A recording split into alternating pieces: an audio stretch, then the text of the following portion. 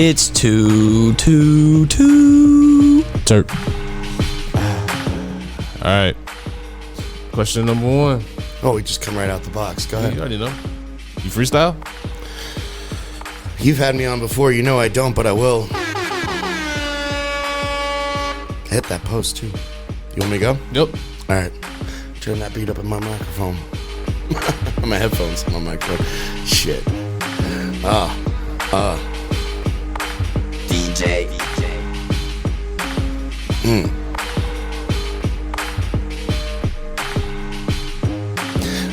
Here I am on the mic. It's yet just another night. Too terped in the house. I don't know what to do. Gonna smoke those treats like I'm Scooby-Doo. I'm talking to my guy, D on the mic. He's right next to me. He's quite the sight. We're gonna talk weed and all the things that this conversation might bring. I'm happy to be here for, I think, the third time. That's about the last rhyme. Yeah, look at that. I saw you. Keep it up with the pace. I like that shit. That was like the longest one. Honestly, I've only done this when I'm here, so I feel like if you had me like on 6 times, I could like maybe do Star Search. Oh shit, you got to be like up there with Drake and them? Yeah, I mean, no, I started like in the middle. Oh, okay. Yeah, I can't do all that shit. I thought you was gonna try to take the. I'm like 48 years old. I can't be like Drake, you know. Shit, I'll do that athleisure shit all day though. I thought you gotta gonna thank him for the sweatpants. I was just gonna say, motherfuck the big 3, man. It's only Big D. Yeah, oh shit. I'm like middle-aged money. Hey, oh shit. You never know. Hey, slagged out, you know. Hey, I'm just happy I actually rhymed on that one. The last. Oh shit! Like drinking, bro. I'm like talking to this mic and pouring beer on myself. Yeah, no, I rap clean, but I drink like shit. All right, let's talk about something else, man. Yeah. Well, let me get the intro started first, because y'all already know this is Too T3rpd podcast, and it's your boy Donovan, aka Mr. You knew what it was when you signed up. Yep. You already know. Tyler T. T-Break T. He couldn't make it in today. He out on assignment, so. We got no tea, but we're still gonna spill it. That's right. Ooh, I like that. Yeah, that is. It is. It's a tea day today. I ain't gonna lie. We about to get real. Yeah, but y'all already know. Y'all hear that voice. Y'all done heard him before. As a matter of fact, y'all done heard him a couple times. This Too T3rpd family, for real, for real. Oh, thanks. Yeah, you already know. Yeah, I'm not putting any. Raisins in. You know. What is it? The potato salad? Who does that shit? Yeah. I'm gonna just appreciate you having me out. Don't act like you ain't know what it was though. Yeah, it took me a second. I guess I won't make it that way. You ain't that cool. Like, don't try to act like you don't know. No, I don't want to eat that shit. I didn't even know people did that until like the meme stuff started happening. Man, you grew I'm up white, with raisins, but I'm not potato like salad that growing white. up. I'm not Midwest white. Like, all right, fair enough. You know, we had like lasagna and shit. Nobody was putting raisins in that either. Is it black olives or something like that? Yeah. It's like, who put the black olives in the squingio? Yo, that's hella funny, yo. But y'all already know it's the THC agency, correct? No, the Cannabis Agency. Run THC is our consumer stuff, but I knew you were going to do that no matter what. It's all good. Hey, man.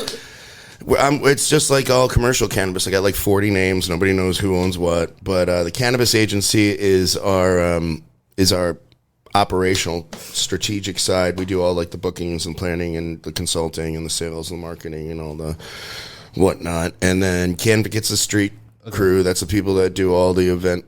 Like we book, the agency handles all the booking of the events, the scheduling, the setting it up. But then our Canva crews are people that put it together. They're the ones that are out on the streets, the ones talking to everybody, the faces everybody knows. And then Run THC is our street brand. It's what we put out for content, our e-commerce, our our clothing line, all that shit. See, I didn't damn near already came up with the title just off of this. You went from the streets to the corporate. Sheets? What? Yeah, actually, I wanted to finish Spread streets. I wanted to finish it, but I'm glad you did it. Something in those sheets. No, it was definitely corporate sheets. I ain't gonna lie. I just didn't want to finish it. I got to clean my spreadsheets. I got to iron that shit out. I didn't go nowhere. I'm still hood. I mean, my hustle changed, but I'm still doing the same shit. That's a fact. And that's the truth. Like, I mean, I'm always been like corporate adjacent. Mm-hmm. I can't really say I'm corporate. I mean, I worked in startups. I worked in small and medium sized businesses, but there wasn't. And I had a lot of corporate clients. Yeah. And a lot of people who wore suits, and I wore suits and shit like that for sure. But mine look good. But I'm just saying, that I worked for a lot of bigwigs and stuff, but I was always kind of, on that fringe side of the person they hired to throw cool events or help them get their shit out. Yeah. I was always a little bit counter mainstream. I wasn't like, the emo creative director type. I was more like just the foul mouth sales guy. That's funny. It's true. It's funny because it's true. That's lit. Shit. I mean, you a jack of all trades for real, for real. You out here doing everything. You can be in front of the camera, behind the scenes, in front of the scenes. Like, I've got a good team that makes me look good at a lot of things, but the reality is I've got a certain set of skills. I'm not getting anybody's kid out of Europe if they get kidnapped, but I'm good at putting a couple of things together, figuring out the pattern, seeing what's going to happen, and I'm quick on the draw with my my wit. Yeah. I slowed down to say that though, so it's a little fucked up. I'm quick on the draw with what's it called?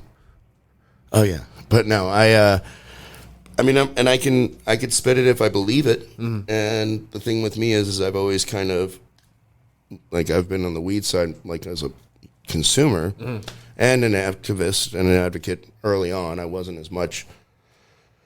In the last 4 or 5 years, I kind of got back into it because of the everything going on in the state. But right. My activism stopped in the 90s or early 2000s. Yeah, in the 90s, I think, late 90s.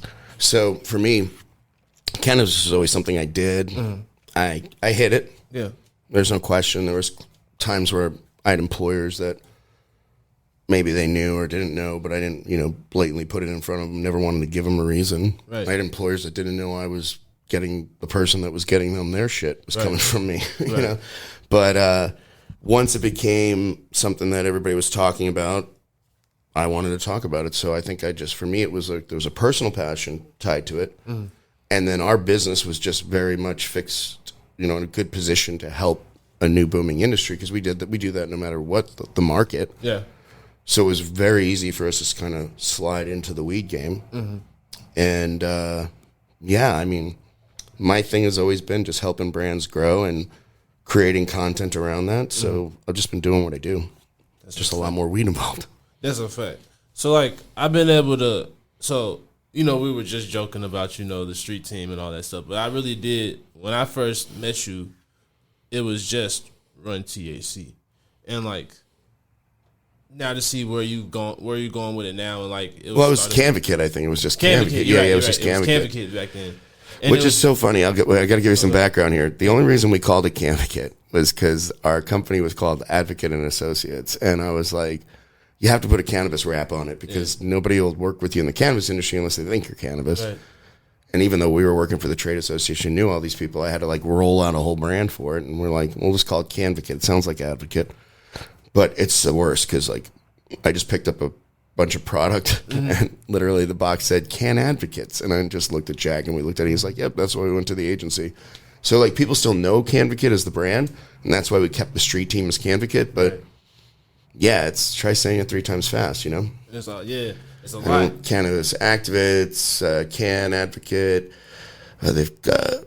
Because we had Cannavisors, which are our advisors, so we've been called Cannavisor. I was like, at this point, it's the agency. And if you know Canvacid, you know them. Exactly. And Run THC is just like what the people see. That's like our channels and all that shit. Right. Okay. So now I'm breaking down the whole... That's the consumer thing. Got it. So this different. The event team is Canvacid. The agency is the parent company. And then Run THC is our brand. It's a brand, our consumer brand, where we do our reviews and talk about product and educate people. And we tie that to what we do for our clients because then we can inform and influence exactly as they need. Yeah. Damn. So, our whole thing is built on trust. When somebody asks us, like I always joke, I don't lie about anything with weed in it. Right. But that's really to its core true. Like, we don't take on clients that we don't believe in the product. Or we'll take on clients where we're like, we're going to speak specifically about this and let people know it's this and not that. But I'm very proud of the clients I work with because they've got some dope shit. And they have to because it's hard for me to sit there and tell somebody to try something if I'm not going to tell them what it's going to do to them. So, okay. We're not going to talk about your clients specifically, but what would it take for someone to be considered to be a client? It starts with money. Okay. That's always the first thing. Can they pay and do they pay? Be real. But we have, and this carries over both.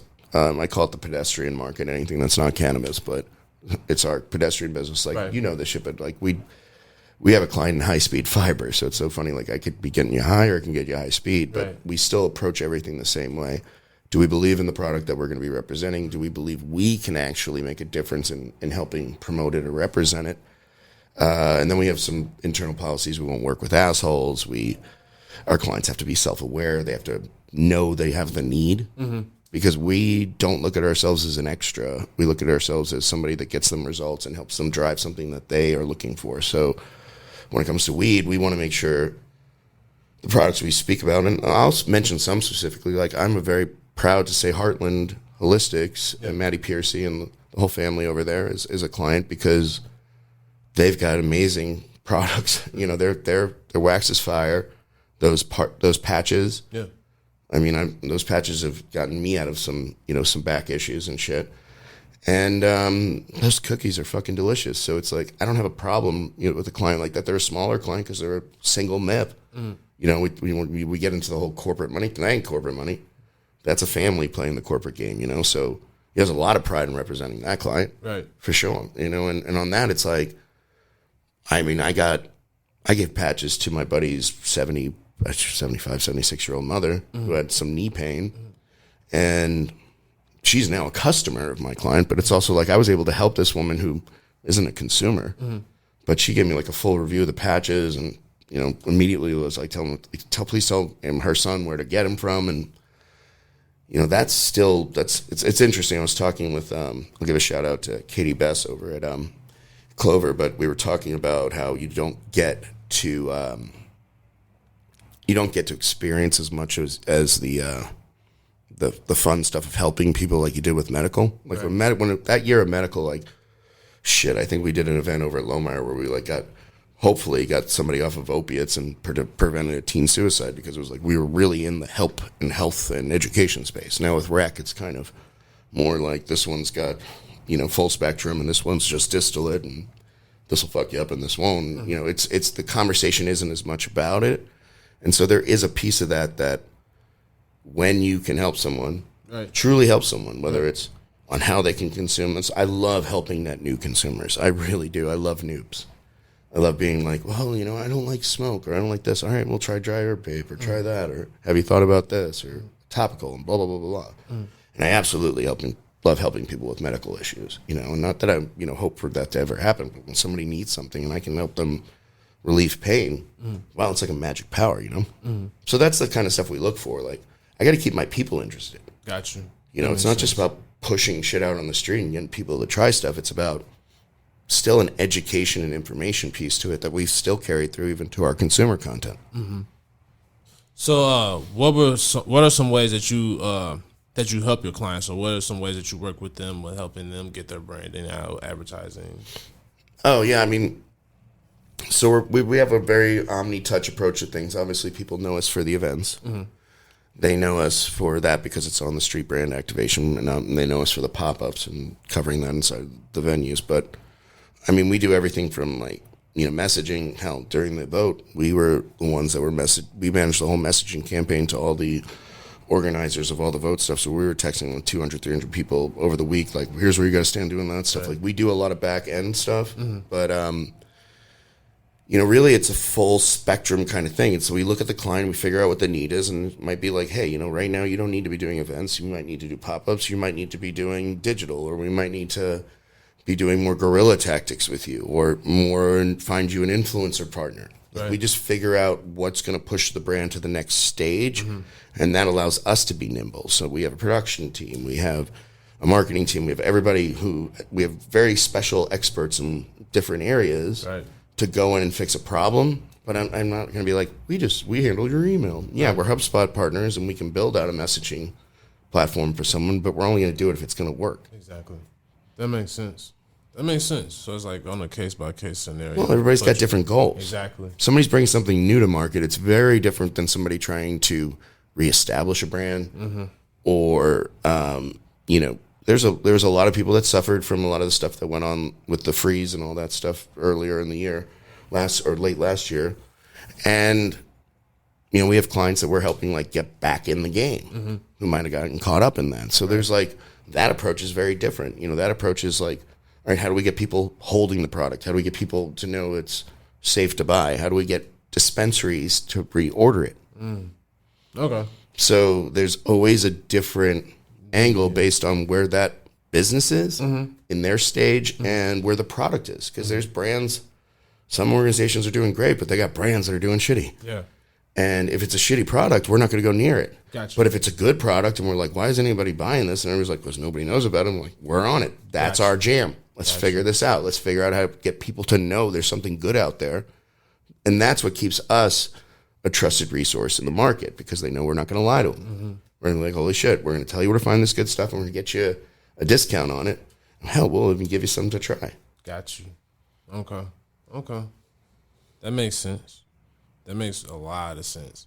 So like that's where you see like at the events and stuff like that, that's where a lot of the promoting and helping like get the name out. Or as far as like, you know, with the Real Run THC channel, you have the Tammy P, you and Tammy P, the spilling the tea. We do the tea with Tammy P, yeah. Right. And that is that's purely on product and use cases. So we do reviews of anything from Puffco products. We review dab equipment. We review rolling trays. We review cleaning products. In fact, one of my proudest things about it right now is that one of the companies we did a review for, Mile High Cleaner, I made a comment about, you know, kind of like I'm a lazy stoner. I prefer, you know, this is a great product, but I prefer to put it in as a preventative, you know, rather than, you know, a post, I got to clean up my mess. Right. And it'd be cool if that was as a concentrated version. Like 4 or 5 months later, Tammy's like, guess what? They just invented this product off for your review. And I'm testing the prototype right now. It's bad as fuck. My bong has never been cleaner. Really? Literally put 10 drops in the morning. And I swear to Christ, I like the next day, and I can let it go a couple of days. Hot water, shake it up. Nothing sticks. It's like, and it's all plant-based material. So it's all organic. It's all clean. It just like kind of puts like a very light film so that resin doesn't stick. Excuse me. That's Modelo. That's our sponsorship from Modelo. This burp brought to you by Modelo.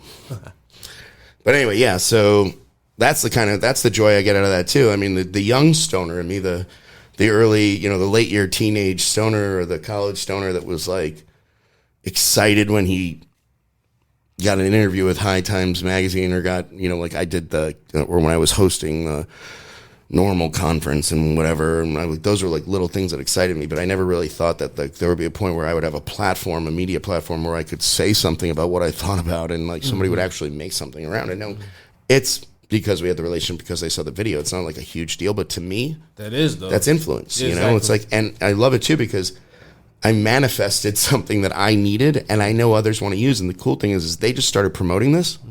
Bongu, that's what it's called, Bongu. Mile High Cleaner, they start promoting it. I'm watching all the posts, and people are like, I need that, I want that, I have to have that. And I'm like, boom, that level of satisfaction. I'm not making any money off of that. Right. But that gives me the warm and fuzzies. And that's stuff that we all get off on. We love being the source for, oh, you didn't know about this? Exactly. Let me show you something. Exactly. So, like, how do you all find you want to see helicopters? Sorry, go on. No, you good. I will quote Goodfellas randomly. So this could be a drinking game. Like, drink every time Doug quotes Goodfellas. How do you go around finding the products and stuff like that? Because you all have a wide variety of products that y'all do review.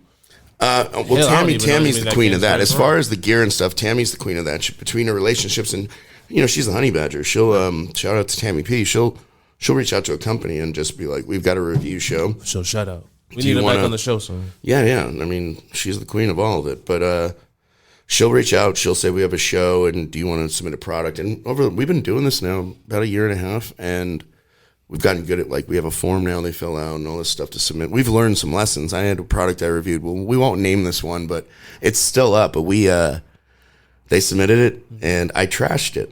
She didn't. I did. And I still firmly stand behind that trashing. And it was, I mean, I wasn't like horrible about it, but I was just like, I'm not feeling it. And apparently that company was just used to doing pay-to-play stuff. So they were like, please take it down. And we're like, you should have watched our shit, man. Right. We told you all this stuff. This isn't a pay-to-play. If we don't like it, we got to tell people. Yeah, keep it real. And P.S., it was a half and half. We did like it, but he was not used to Oh, the letter was so funny. It's like, I have this many life-saving patents. I'm like, it's a pipe, bro. You're not saving lives here. Yeah, what the fuck that got to do with anything? Yeah, but your shit still shit. But the funny thing is that thing is getting more attention, and we track the affiliate links, and they're still getting, they're getting clicks through it. Right.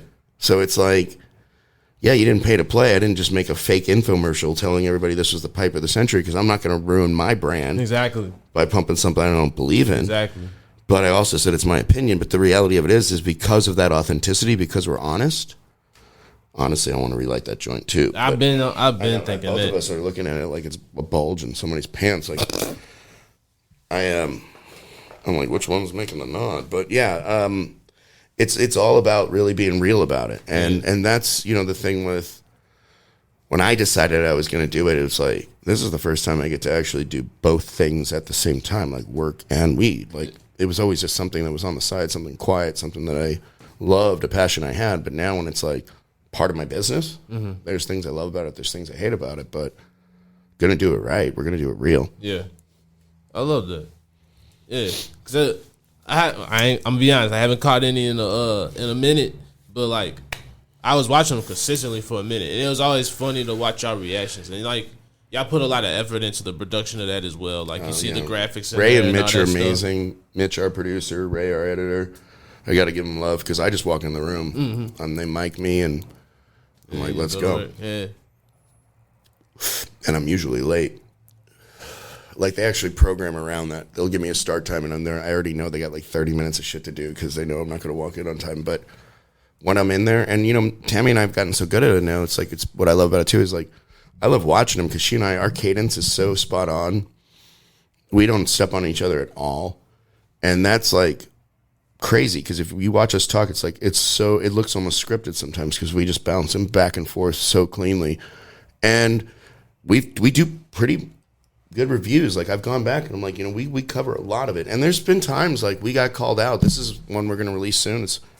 We did a review of the Raw 6-shooter, and after we started getting some momentum and people started watching our videos, like our comments started going up, and we got trashed for that one because apparently we weren't using the raw papers and we were reviewing a slim and it wasn't this. It was just like, the big thing was we didn't realize we were doing like a slim or the other size. We used the wrong size papers, but people were like, you should be using the raw papers too, by the way. But it was like, all right, cool. We'll do a remake. And we just did. I'm going to spoil it because it hasn't been released yet, but we're like, all right, you know what?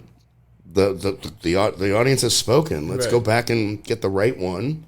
I actually flipped the bill on and just bought one. I didn't even ask for it. It was just like, we'll do this again. That's even more better to do it that way. So that it's more. And it's on us, mea culpa, But we'll see what we said. Yeah, for sure.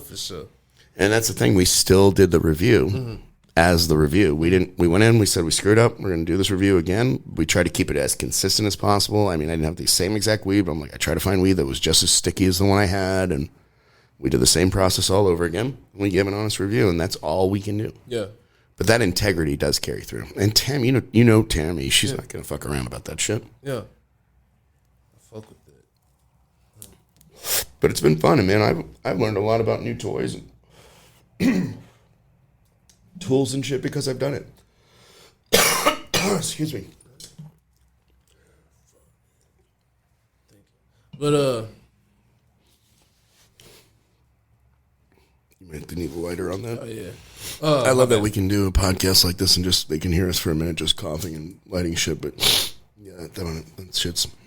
This shit's authentic, bro. That's what I like. This is what I created. I feel like this is what I bring to the space. Is like, you want to always learn what people are like. Yeah. And you always want to learn the story behind them and shit like that. I feel like that's what I'm trying to do. Like, I'm trying to do like the Joe Rogan type shit. Like I said, the Joe Budden type shit. It's hard to describe your podcast and say Joe Rogan because it was like, yeah, Rose and Joe Rogan. But I know what you're saying. Like, you want to give a little bit of, and if I can phrase for you here, you want to give a little bit of background in life to what's going on in this industry, so people really know the backstory, how what they're smoking or who they're talking to got to where they are, and that is why you have listeners, because people want to hear about this shit. We don't. And honestly, you think about the mainstream market, a lot of people that listen to your stuff listen to it because they don't have time. Exactly.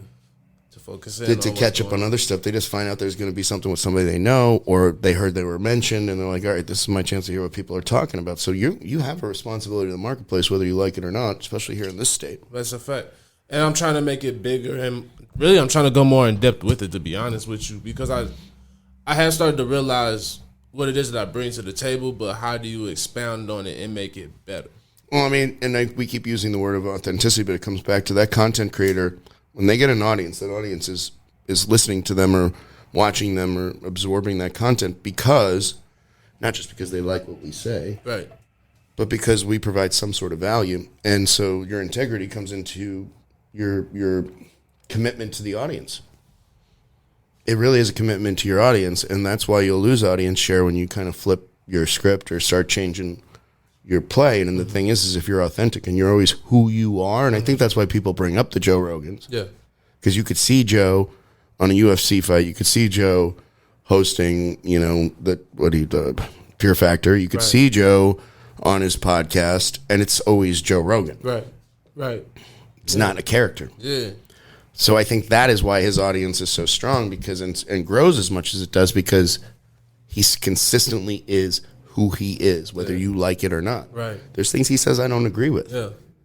I don't watch his show. I don't listen to his show. I don't. But I actually do appreciate him for who he is, and I like him as a commentator on UFC because I do watch that shit. This burp has been brought to you by Modelo. But yeah, I on that point, though, is if we're talking about being content creators, even in the cannabis space, we've got to, in this industry especially, when it comes to legacy and OG shit and talking the talk and walking the walk, they'll hold you accountable. Yeah. They'll be like, who do you know? It's like prison fucking logic out there. It's like, oh, wait, who are you? I mean, I don't even, and my thing is like, I don't need to fucking tell you who the fuck I am, and I don't really give a fuck who, but then I get all OG about it, and I don't even want to do that. But it's like, you're not going to, get my credentials. Yeah. Well, like that joint, you'll get my fucking credentials. Yeah. I mean, at the end of the day, no matter what, we could put on suits, we could do whatever, but we all know where this shit started at, and it started with the streets, and it's always going to have that type of element to it. Well, and it's a business. We're selling weed. Exactly. Whether we're talking about it, handing it out, or whatever, it's a little bit more, it's definitely more legitimate. It's definitely, there's more taxes being paid. But at the end of the day, it's still business. Yeah. Yeah. And if you listen to like a Gary Vaynerchuk or somebody like that, he'll tell you that, those old plugs, that's the most legitimate transactional business you can have. Exactly. It's literally buying at buying in bulk at a discount, selling, it's a retail business. It's a lot in it. There's marketing, there's compliance in your own right. There's how much money do you save if you got to go to before a judge. It's a whole thing, but retainer money. And it translates, but then there's parts of it that don't. Yeah. And there are people in this business that are not weed people. And there are people in this business that worked in other industries in this business that people would find to be, questionable and not necessarily dirty, but just on that fringe of. Now, before we go any further, this is the part right here. Oh, shit. This is it. No, I'm not. This is the freeze frame where it's like, this is where he said it. And no, this is where we need to really speak on real shit because these are the conversations that I've been having with people a lot lately. And I understand both sides because while I'm going to keep it real. Like, I was never on the legacy side of it as far as like, selling stuff like that. Never really did that for real. Yeah. So a lot of people judge on the fact of if you didn't put in a certain amount of work or you didn't do certain things, then that's bullshit. And so that's kind of where I'm like, you got to understand not everybody's goal is the same goal, and you can't look at what the industry once was. You got to look at it for what it is now and what it's going to be. Yeah, and I think that, that we were criminals, those of us that did it. It's a different thing. This is a legal industry. It's not like, the beer industry is full of moonshiners. Mm-hmm. It's not like there's a bunch of moonshiners in the liquor industry like, you're not old school. You didn't make it in a still like I did back in 72. That shit doesn't exist because it's corporate. Right. But when it comes to the product, when it comes to the culture, legacy is kind of huge because we use the words. It's not an appropriation play per se, but there is a bit of that essence in it. Like, you got to learn. Everybody's always welcome in the weed circle, right? Yes. There was never a time that before it was legal that I remember people being like, "You're not cool unless you smoked as much dope as I have." It's more that way now because of the commerce tied to it, the industry tied to it, and I also think it's also some assholes out there that are not doing well in the business that start throwing out the OG shit because they don't want everybody to know they can't handle a fucking boardroom or they can't handle a spreadsheet, and it's like, you don't need to be the CEO of the company just because you were the CEO of your fucking hustle. That's right. Know your worth, know your value, and play the role you got. But I mean, I see that a lot. But there's also people that just came out of other industries, and it was hustle industries, or it was startup industries, or it was fast cash, fast grab, kind of play around the rules industries. And when you work in compliance, I had a contract with the Army to sell entertainment. I had 6 or 7 casinos I had to work with. That was fun. That's where you find out if your charge was actually suspended or not. I'm like, oh, there's a felony weed charge on that shit. I was like crossing my fingers and shit. Like, I can't lose this deal because they're running my shit. But the reality of it is that's what it was like back then. Right. It's scary. It's not as scary now to have. It's kind of OG to have a felony fucking charge. It actually qualifies me for a micro if I actually wanted one. But there was, that was something that haunted me for a while. So. But it doesn't, just because I did that, doesn't give me any right to this industry. I have no right to a license because I was breaking the law and selling weed. Yeah. And I think it's a deeper conversation because, like I said, I never sold it or anything like that, but I did smoke before it was legal and all that shit. So I definitely took, chances and stuff like that, but nowhere near the amount of chances that many others have taken and have sacrificed their lives for and are still currently sacrificing their lives for. So I definitely understand where you come from, and it's like, those people definitely deserve a right and opportunity in this. Yeah, and that is true. There's people that have been disenfranchised. There's still people in prison that should be out. They shouldn't just be handed a company, but they should be given an opportunity and perhaps more opportunity than someone that came in. But that's the other thing, and I see this because I'm on both sides of it. But we think about these industry tycoons or titans right now, and then none of them are doing that great just yet. But on top of that, we don't talk about the fact that for the 7 years before it all turned, they were doing the work. Exactly. They were involved with the marching. They were involved with the political influence. They got it here. They're too busy working to talk about that, and they're not the type of people, like some of them are the type of people who will talk about it. And I'm not giving, there's some of them I don't like, and some of them I do like, and It is what it is. Right. But the reality of it is, there's very few people that just stepped right into this shit. But there are people that have been, it's been part of their lives for so long, and that's where it comes into product.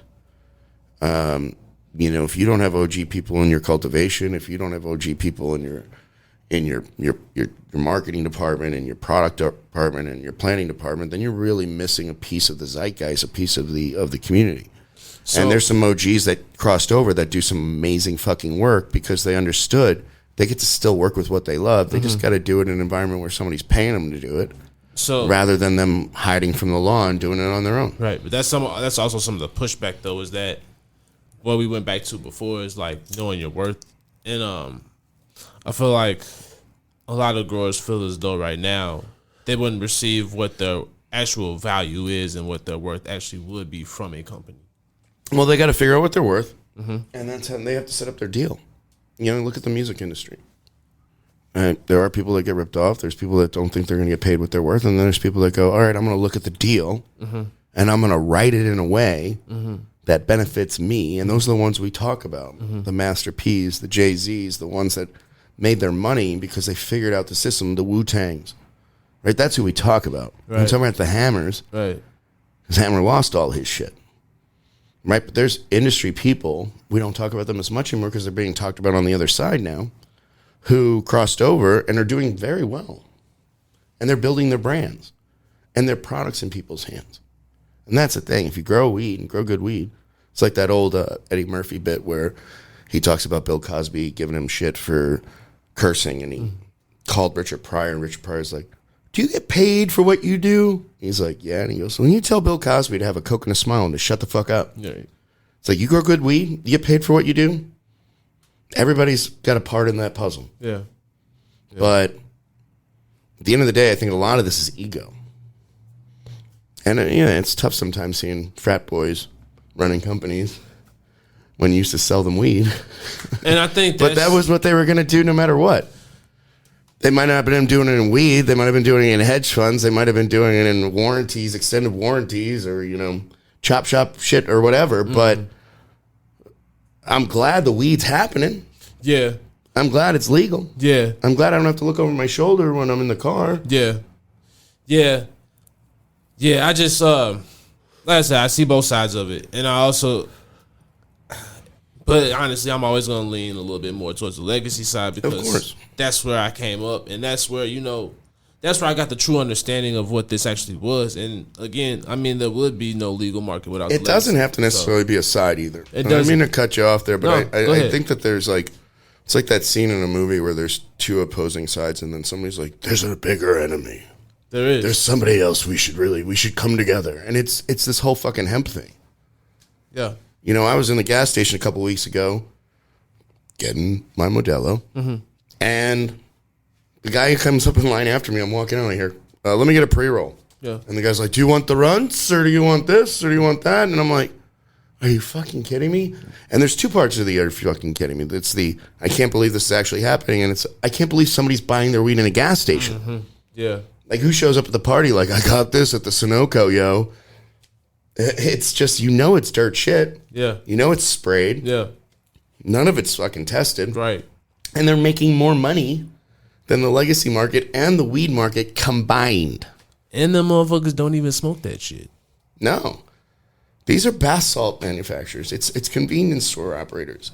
And so it's like, the mainstream industry does not worry about legacy growers growing their weed and selling it to their people and doing their thing because that's going to happen no matter what. They're worried about Tom, Dick, and Harry ordering their shit in the mail because they don't know the difference between Delta 8 and 9 or hemp-derived and not hemp-derived, and they're okay with just this manufactured and chemically processed THC because it still gives them the buzz. Right. But they're not getting to experience any other cannabinoids. They're not getting to experience any terpene effects or any of the chemical compounds that affect terpenes or whatever it might be in the study right now. But the reality of it is that we all put in the work in this shit, from whether it's the fucking quality of weed we're all smoking right now to the legality of it, and a bunch of hucksters and, dime store, cons are working the system because of the stupid hemp fucking bill. Yeah. And I mean, that's what we should all be worried about. Not like, whose side are you on, legacy or mainstream? I'm on weed side. Essentially, yeah. Because that shit ain't weed. Yeah. Yeah. It's hemp. Yeah. You're smoking rope, motherfucker. Yeah. I'm also on the side of, and I'm going to just keep it all the way 100. I'm also on the side of building your own and doing your own.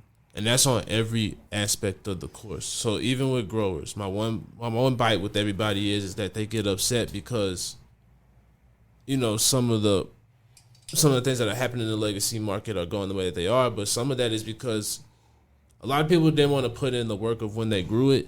They didn't want to do the things of what it took to go ahead and have their own patience and make sure they went out and sought out their own patience. They went. Well, and then the ones that did don't even know. Like, I talked to plenty of cultivators, like authorized cultivators, that don't even know the fucking law. Like, are selling their weed. I'm like, being a caregiver doesn't mean that you get to sell weed. Like, that's supposed to be a plant dedicated to your patient, not I now have somebody that buys ounces from me. But there's nobody educating them on that shit, and there's nobody regulating it either. TCR can't get, they can't even handle the shit on their plate right now. Right. And the thing is, when it comes to the hemp shit, their attitude is, that's not our problem. Mm-hmm. We're here to regulate THC Delta 9 and license holders. So there's nobody currently stopping convenience stores from selling bath salt weed. There's a whole generation of kids growing up right now that will never experience smoking like we are. They're smoking some replicant version of cannabis. I mean, yeah. That's not community. Now it's coming out. And that ain't weed. White. Oh, yeah, that's the spray. Like I saw, it's literally like hemp with spray. They just spray it with distillate. And then nobody's testing it. Some of this stuff got tested. It's like 20-something% THC, and it says 0.03 on it. That's crazy. That's crazy. They're literally just spraying THCA distillate on top of dog shit weed.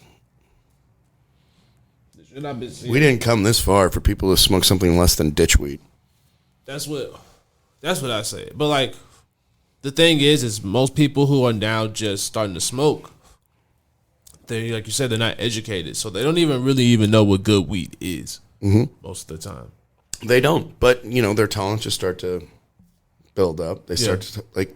I got a buddy, barely ever smoked when I met him, and it's funny because you end up being like, especially when things go legal, you end up being like everybody's like Sherpa for weed. And they all come to you and they're like, finally it's legal, I want to try it now. It's like, okay, it's just slow down, cowboy. Right. But I mean, this is a guy that like flipped the first time he smoked a dab, and we were just in my car the other night, and I'll shout out to Vivid because I had some of the Caps frozen lemons, and he opened it up, the jar in my car, and then literally I thought like a can of Pledge exploded, and like I could see him appreciating the smell, like, and he's like, let's go back to my place and smoke my student glass.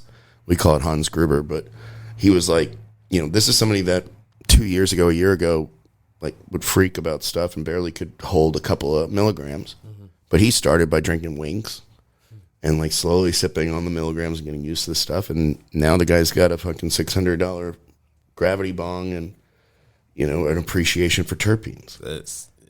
But there was a point I remember him telling me, I just got some gummies in the mail, and I said, no, you didn't. And he said, yeah, no, it says it everything on the thing. And I'm like, this is a very smart guy, and I'm like, just think about this. That was left on your doorstep. Do you think it's that easy to get weed? He's like, oh yeah, I really didn't think about it. I'm like, you're eating manufactured cannabis that's being shipped to you through a loophole in the federal law. You're going to feel it, but it's not really weed. We don't know what it is because there is no department or any, nobody tests it. It could be anything. Yeah. It could be rat poison. Who fucking knows? Yeah. Now you got kids. There was like, Fort Sumter had like 5 kids go to the hospital because they couldn't handle the high because they bought some gummies in a gas station. Right. And that shit was so hot. They probably had a few hundred milligrams in them, and they lost their shit. Mm-hmm. That's not the way you should experience your first high. Yeah. Shit, well, we won't talk about mine then. Should be in a bathhouse. Nah, I was just at a, shit. Well, I mean, it was 2 girls' apartment. So. Oh, this is getting interesting. I mean, it was at Mizzou. Oh, got it. Yeah. When was my first time? I was high school. I didn't get high my first time. It took me 2 or 3 times. No, so that was like when Dabs first came out. It was like around 2012. Dabs didn't even exist my first time. That was like 1992. Okay. That's when I was born, bro. That's awesome. Yeah, that's the year I was born. So 20 years later, you were having a dab. Yeah. That's crazy. Yeah. And like, I was drunk too. So like. That's never a good combo. Yeah, and I cleared the bong. And I didn't know it was a dab. They just told me to hit it. That's not good. Yeah, it was wild.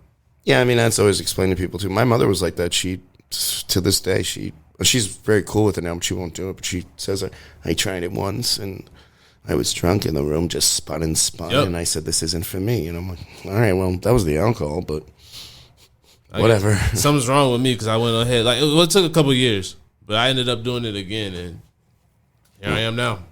But once I did it and got high, it was over. I was selling it the next week. I was late to the game. It was I think my junior year in high school. Okay. But I was all in. See, I could never do it in high school because we got drug tested. Yeah, that didn't happen when I was a kid. Yeah. Private school.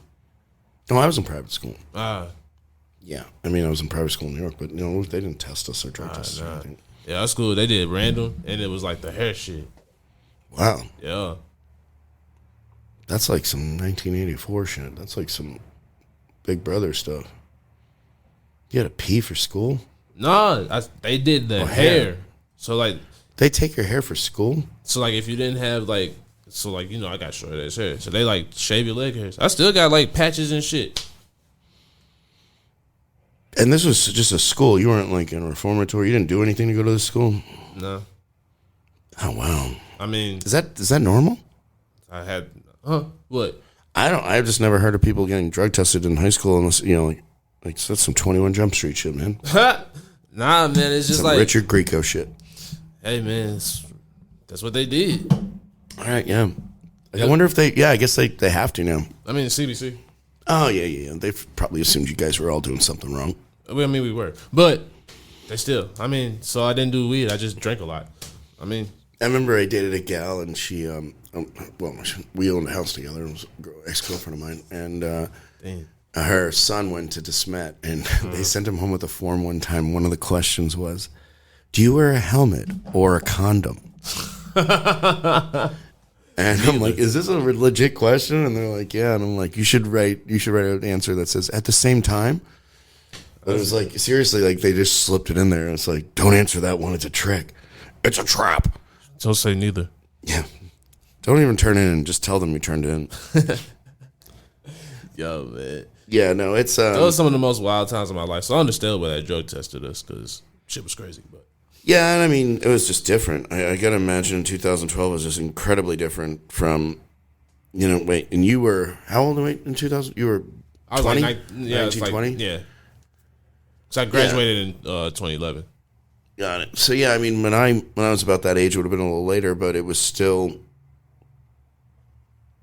a very different time. We didn't have social media, we didn't have any of that shit. It wasn't, the drug culture wasn't as amplified. Like people knew people were doing stuff, but you weren't taking pictures with piles of cash and weed in front of you. And yeah, it's like their kids today are like. It's almost like there's like an open invitation to do that kind of stuff, to test and everything, because like they blatantly are like, we hid our shit. Yeah, like, we didn't want somebody to know we were stoners. Like kids these days are walking around like, yeah, fuck you, 420. Yeah, It's like, fuck, that's balls. I mean, yeah, I did shit, but when I was in high school, you did not want people to know that you was really on that type of shit. You had any of that type of shit going. Well, I was raised by my grandparents for the most part. So, like, I did a lot of things differently than a lot of people my age because I always had them old heads around me, so I moved like an old head. Like, you had dinner at 2 p.m.? Nah. Wasn't like that, but it's just like you... Like, every time you guys went out, like, you'd always take, like, packets of, like, sugar and stuff home. And like, what's going on with Donovan? Nah, I'm talking about, like, real shit. Like, I be hip shit. So, like, motherfuckers be ready to, like, do some dumb shit, and I'm looking over, the cops are right over there. Yeah, like, I was one of them. Like, you just knew not to do some stupid shit. Exactly. Because, like, the way I was taught was, like, you can get in trouble, we not bailing you out. Yeah. So, it's like, and I don't fit well in prison. I look kind of good. So, it's like, I ain't trying to fight my whole life. It ain't a crime if you don't get caught. Yeah, I mean, and it happens. That's why I said I'm a model citizen, didn't I? Yeah, all right, model of something. But yeah, I just honestly, it's and we need to. What's in your joint? Let's smoke that. This is some Sunray Farms right here.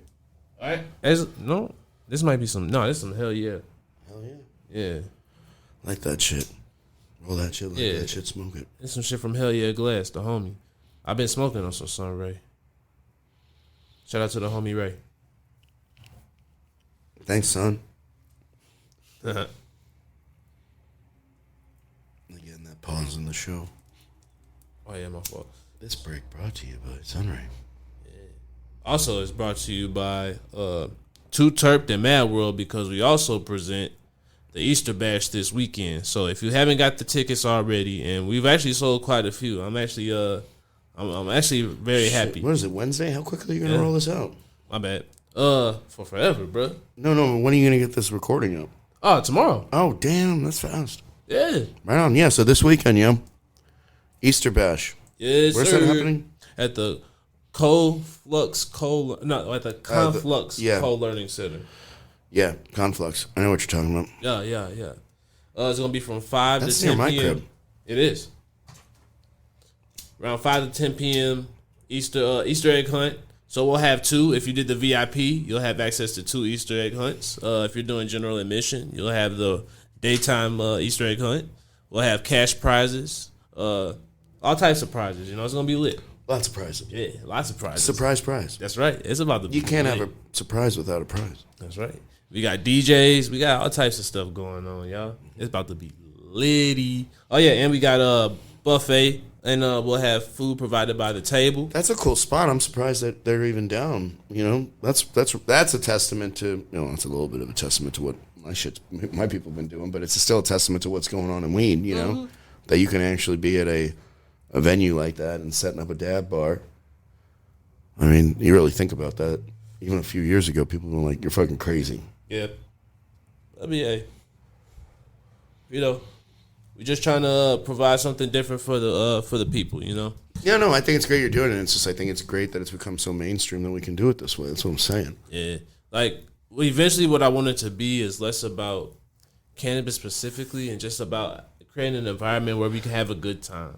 You know what I'm saying? Well, and that's why weed is such a good part of that. Yeah. But no, and to add on to that, I actually just got off the phone today. We were talking with folks over at the Lake of the Ozarks for their Pride, and it's kind of cool now because it's like, and you know, Jack, who runs a lot of our engagement stuff, he's gay, and he's just like sitting there. He's like, it's finally like, you know, something that's cool again, and you know, talking about like because they're doing like a weed campsite. They want us to run the whole thing for them. But it's like they're doing Pride, but like with a cannabis campground and consumption, but there's going to be like seriously like gay stock car races and stuff like that. So I swear to God, it blew my mind because there's like I'm like, how does that work? And they're like all of the drivers are gay. I'm like, how do you qualify that? Is that how somebody brings in a ringer? It's like Dale Earnhardt Jr. shows up. I'm like, you're not gay, and he's like, yeah, throw that dick over here. Zoom, zoom. But I mean, seriously, they're doing a ton of shit, and it's like it's remarkable because it's like she's like, so you guys available and interested in helping us out? I'm like, I'd be an idiot not to just do this just because it's so fucking cool. Yeah. That you are like that they have already an agenda as Pride, but they're thinking like this is something we have to provide. This is something that our people ask for. So it's like, yeah, I want to be a part of that. I want to be a part of that because it's not just about weed, but they're like, we know we need to have that in order to give them the full experience. Hell yeah. And so it's like that's the type of shit that we're like. She's like, well, you know, do you think you make money? We'll figure it out. But you goddamn right, I'm not going to miss out on that thing. Yeah, that's cool. And I want to watch a gay stock car race. Isn't it just Mario Kart? No. That's don't.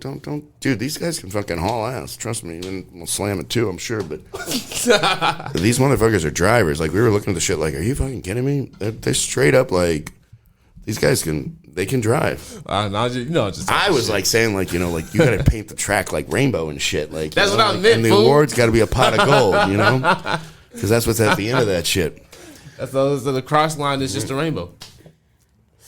I think it's fucking amazing. I think it should be a TV show. Shit, I think I'm gonna go pitch that. I mean, honestly, that's hella lit though. I'm actually intrigued. I mean, shit, y'all do always be doing progressive. Yeah, I mean, we don't. I mean, we've always said it too at the company, at the agency. Our attitude is we don't do anything twice. You know, like I want to do it different every time. I want to do it better every time, not just do it different for different sake. Like we keep the things that are consistently good, but we always add to it. Like Mardi Gras this year, we did a lot of the same shit, but we did it plus. The high heel race. What was that? Was that an actual truck? I mean, sometimes it'd be a crash. You gotta look back just in case. We had some motorcycles, but I was like, that sounded like somebody was just like throwing metal off their fucking roof. Anyway, sometimes you never know. No, yeah, it's crazy. Anyway, yeah, no. So yeah, Mardi Gras. You know, we were like all in this year. We did all the events. So we did Cajun Cook-Off. We did Taste of Soulard, and then of course the Grand Parade. But we had pieces of things. You know, like we're tied to like Mayor's Ball, all this other stuff behind the scene that people didn't know we were partially activating as well. But for this year, and I mean, it is still to this day the biggest audience, the biggest event with consumption in the state. Like, you know, they do 150,000 people at this thing, and they have, and it is Mardi Gras official. Like we were in the paper it was crazy. Like this again, like this is just stuff that I have to pinch myself sometimes and remind myself how crazy it is. That in Mardi Gras, like lineup of what was going on, they in the paper really wrote, like they said, grab a sesh, 420 friendly, go to the corner 12th and Allen for the consumption 10, blah, blah, blah, blah. And we gave out like fucking 6,800 samples or something like that. Yeah. You know, we were literally just, I think I did 3 pounds of pre-rolls and handouts. Completely compliant, you know, completely. You know, we had a line of people waiting to get in because they saw that shit and they're like, finally somewhere we can go. And you know what? We had an event, we brought back the high heel drag race. It was phenomenal. We had no incidents. Second year in a row at Mardi Gras. And I don't go to Mardi Gras unless I'm getting paid. That's a shit show down there. 0 incidents. No fights. No problems. No animosity. That's a testament to weed as well. Oh, yeah, it was lit. I was down there. Oh, right on. Yeah, you were. Yeah. I forgot. Yeah. Shit, that was a crazy day, though. Yeah, that shit was lit. Yeah, it was a good time. I ended up DJing for like 3 hours. So I was stuck on the booth. But it was a good time. And we had just, even the videos were just insane. Like, and this is funny, too. I got to find you a picture of this for the stuff because I got a picture of her. We've had her now twice. There's like some 80-something-year-old. I don't know if she's 80 or 70s or whatever. She was in a wheelchair last year. This year, she was in a wheelchair both years, I think. But last year, she was hitting the gravity bong, and we got it on video. This year, she was like stacking dabs. Like, she must have done like 3 or 4 dabs. This lady was clearing the shit. And like, it's like, I don't know if we want to find her and make her like our Mardi Gras, like, you know, like put her on our float or something like that and make her like our patron saint of weed. Because this old gal is coming and just fucking killing shit. Hey, that Mardi Gras, that was dope being able to walk in the parade and all that. That was lit as hell. Shout out for the opportunity. Shout out to Clover, Juana, and Keith for actually underwriting the majority of it. Yeah, because this is the kind of thing we talk about corporate. What would happen if somebody wasn't willing to write a check? Exactly. I'm not Daddy Warbucks on this shit. Yeah. But, I mean, sometimes I end up paying for some of it. But it's like there's a lot of great partners that are happy to, you know, come in and participate because they know not only are they going to get the activation they want, but they want to see this kind of shit happen. And so it's cool. It's cool all around, man. Yeah, and I mean, I feel like PBS, this wouldn't be possible without donations and grants from our friends at. But it literally is like, these are the trade itself doing well, the economy itself doing well gives us as the consumer so many more ways to experience product and so many more ways to access product beyond the flower, beyond the wax, beyond the concentrates, like shit for medical, shit for, you know, ripples in the fucking market. This is insane. You know how much ripple I used to smuggle back from fucking Colorado back in the day? And now it's here? Yeah. And it's even better now. They got like, dude, I took a fucking the Revive the other day, and I'd smoked what was in my tray, and then I think I might have told you this. It was over when I was at the mashup the other night. Yeah. I'm like, I ate that Revive, and I was like, what the fuck? I thought I did a bump, and it was just, it's all fucking weed. But I was like, I didn't want to go. I was so tired from traveling, and I'm like, this just gave me like 3 more hours to go. It's like the fact that I can have something like that. Yeah. Whether I'm getting it for promotional to do my thing or I'm buying it in a dispensary, the fact that there's something there that I know every time is going to do the shit I want it to do. I remember I was in line at, well, back then it was this, whatever it was, Illinois Provisions or whatever. Now they're Ascend, I think. But I was in line over there when it was Rec over there before we even had the med thing going. Woman behind me in this 4-hour fucking line to get in, Illinois. She, never happened in Missouri. She looked at me and she said, you know, she goes, I've had a relationship with cannabis. I've had a relationship with cannabis for 28 years or whatever it was. All I know is I got what they gave me. Right. And like, she's holding a thing. She doesn't know what any threads counts are. She doesn't know anything. Like, these are people going in blind. So it's like, fast forward to where we are now.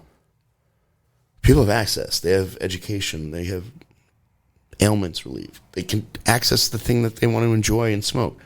The beverage game is insane right now. Right. Because, you know, people don't want to necessarily drink at their, you know, at the event that people don't really drink. They want to do the THC seltzers. They want to use these products like Ripple or the 1906 drops where it's like, I just want to pop something. I don't want to smoke something. I don't want to do that.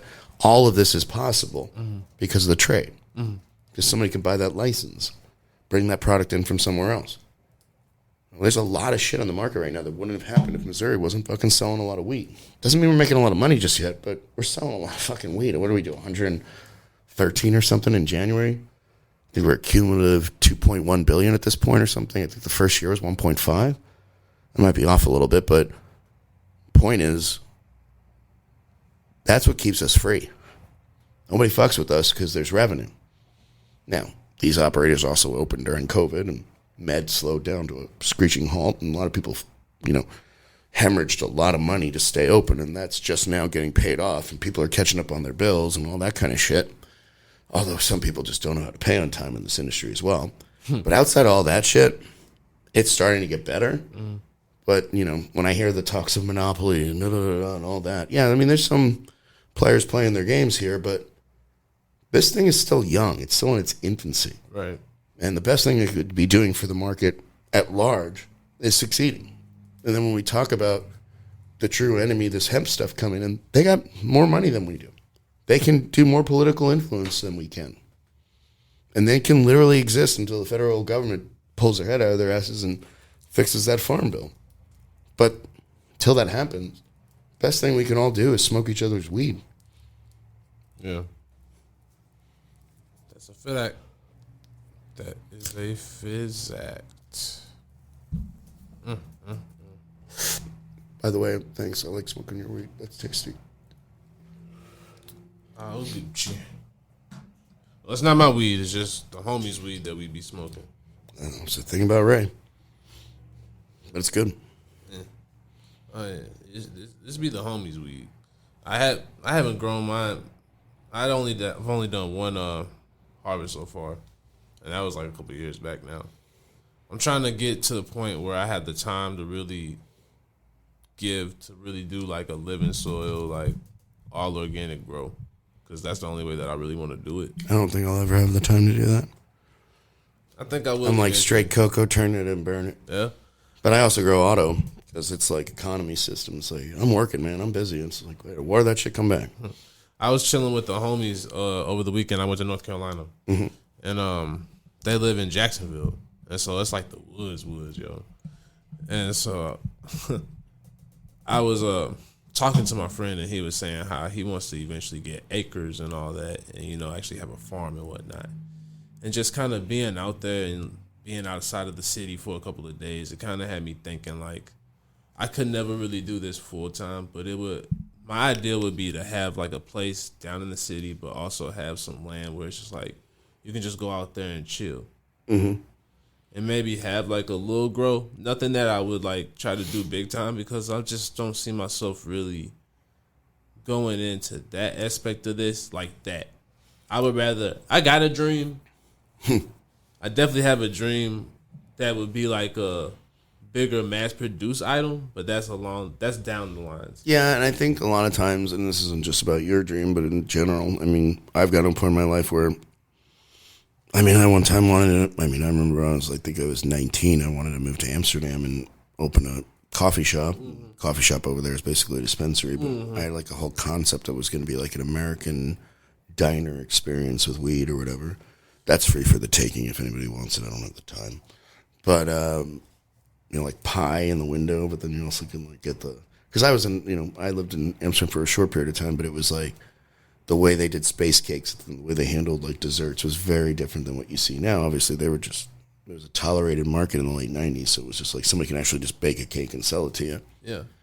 But I don't remember, the sweet's good enough that I don't remember where I was going with it. Oh, but the reality of it is that there's a lot of things I wanted to do now that I work in the industry, even as a service provider. There's a lot of things I don't want to do. Yeah, exactly. And it's like I don't want to fall out of love with the thing that I love, because it's also my job, or it's also something that I got to think about all the time. It's like I smoke weed to not think about shit. Yeah.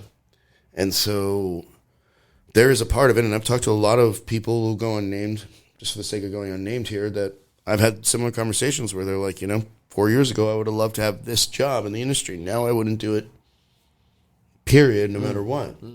That's why I backed out of my micro stuff, because it's just like, you know what? I think I was chasing a dream I no longer have. And I don't want to have to stress something that's supposed to relieve my stress. Yeah. So my thing is, I'm fortunate enough to work in a service side, so I can shift the amount of work I do in cannabis, and we've been doing a lot. Yeah. And I'm actually working towards less of that, so that I can actually focus on the clients I have and help them. That's also why we shifted to more of the agency kind of thing, because we want people to know there's only going to be so many people we're willing to do this for. Because a lot of them make it a pain in the ass. Right.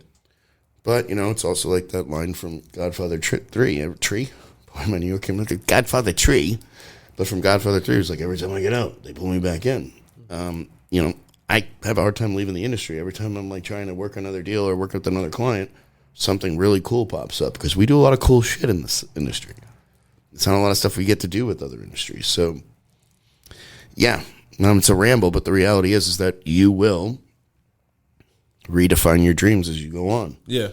Because you'll see people doing the things you thought you wanted to do and be like, that doesn't look or feel. At the same time, you can also, I get to experience friendships and business relationships with people that are doing what I thought I want to do. And I'm actually enjoying experiencing it through them. Yeah. And also realizing, they're way better for it than I am. Yeah. And I'm good right where I am because what I'm doing is exactly what I want to do. Yeah. Even though I always dreamt of that because you smoke weed and you're like, wouldn't it be cool if? And now it is that if. And you're like, yeah, that's sort of cool. But you know what's also cool? Getting to smoke it. Yeah, exactly. So I'm just trying to figure out that medium for me too, where it's it doesn't have to define me. Yeah. It's a part of me. It's something that I do. It's something that I love, but it's not, I'm not the weed guy. Exactly. I might be to a certain group of people, but I'm really not the weed guy. Exactly. And I don't want to be that. Exactly. I can't really rap. We heard that earlier. I'm not going to shame him, but we know Burner can barely rap. So it's FedEx. He's the weed guy. Yeah. FedEx. And it's cool. He's the weed guy. He's a great marketer. But I don't want to be that. I don't want to be everything I do is tied to the fact that I'm the weed guy. Mm-hmm. I just love weed, and I love the people I work with in the industry. Mm-hmm. And so I think that's too. It's we talk about these dreams, talk about, I want to do this, I want that. That might change by the time that you're ready to do that. Yeah. But I also think we should just stop and take a breath or a hit and be like, damn, this is pretty fucking cool right now. You look back a year, 5 years, 10 years, and you look at where you are now and what you're getting to do. Might be good just to relish that shit. Oh, I do that all the time. It's a remarkable time right now. That's the only way you can really move forward, if you really appreciate where it is that you're at now. Mm-hmm. The fact that, like you just said, a couple of years ago, I've been saying that a lot recently. I started with a handheld, and now I got a whole podcast room, But if you even think about 5 years ago, 10 years ago, you would have not even really thought that you would have this setup. Hell no. That you'd be having this conversation. So it's Well, not with weed. I definitely thought of having a whole podcast and all that, just not with weed. Not like this. But even if the weed wasn't a part of it, you'd be pretty fucking impressed with the fact that you did it. Yeah, but it's also in the plan, and it's also there's a further plan along the line. I'm with you. You have your plans, but also enjoy when you get to a point. Oh, all that the time. You're there. Or else you spend your whole life chasing some idea, and then when you get it, you're like, this was not nearly as fun as the shit I wasn't paying attention to while I was thinking about that next, hustle. No, so for me, because before this, I had my own route and all that shit. Right.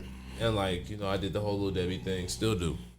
Went back to a little context for anybody that doesn't know. He delivered Little Debbie. It's been a family thing for him. Yeah, been doing it since I was 8 years old. And you didn't drive the vehicle, did it? Not until I was. We went ahead and waited until I was about 18. Picturing some Little Rascal shit where you standing on wood, blocks, driving a Little Debbie truck at 8 years old. Nah, my grandpa wasn't that trusting. He still ain't trusting me that shit. I barely got the keys to it. But anyway, sorry, we digress. Yeah. But so I learned how to do all that because I was making a lot of money at one point, but it was a lot of work, and it was kind of it got to that point where it's was this really my dream? Was this really what I wanted? And I had a chance to really bust out the frame with all of that shit, but it was I was fulfilling something that really wasn't what I wanted at the end of the day. What I really wanted to do was this. And it's nowhere near making me the amount of money that I wanted to make at that right now. But I see where it's taking me. And I see where I'm doing it now because I love it.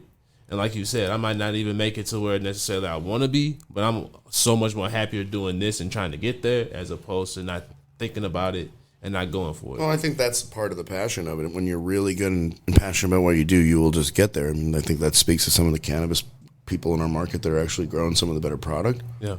because their passion's always been there, and they're really more about making the best of that moment of what they're doing. Exactly. But, I think that plans change. Things shift. Yeah.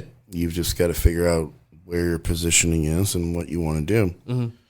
But at the end of the day, you got to enjoy what you're doing and people you're doing it with. And, look, I also think about it like this. Like, I didn't think weed would ever be legalized. I mean, there's a part of me, like, even when I was in Normal years ago and did all that stuff, there was a part of me that was like, I remember it always actually identified as the same feeling.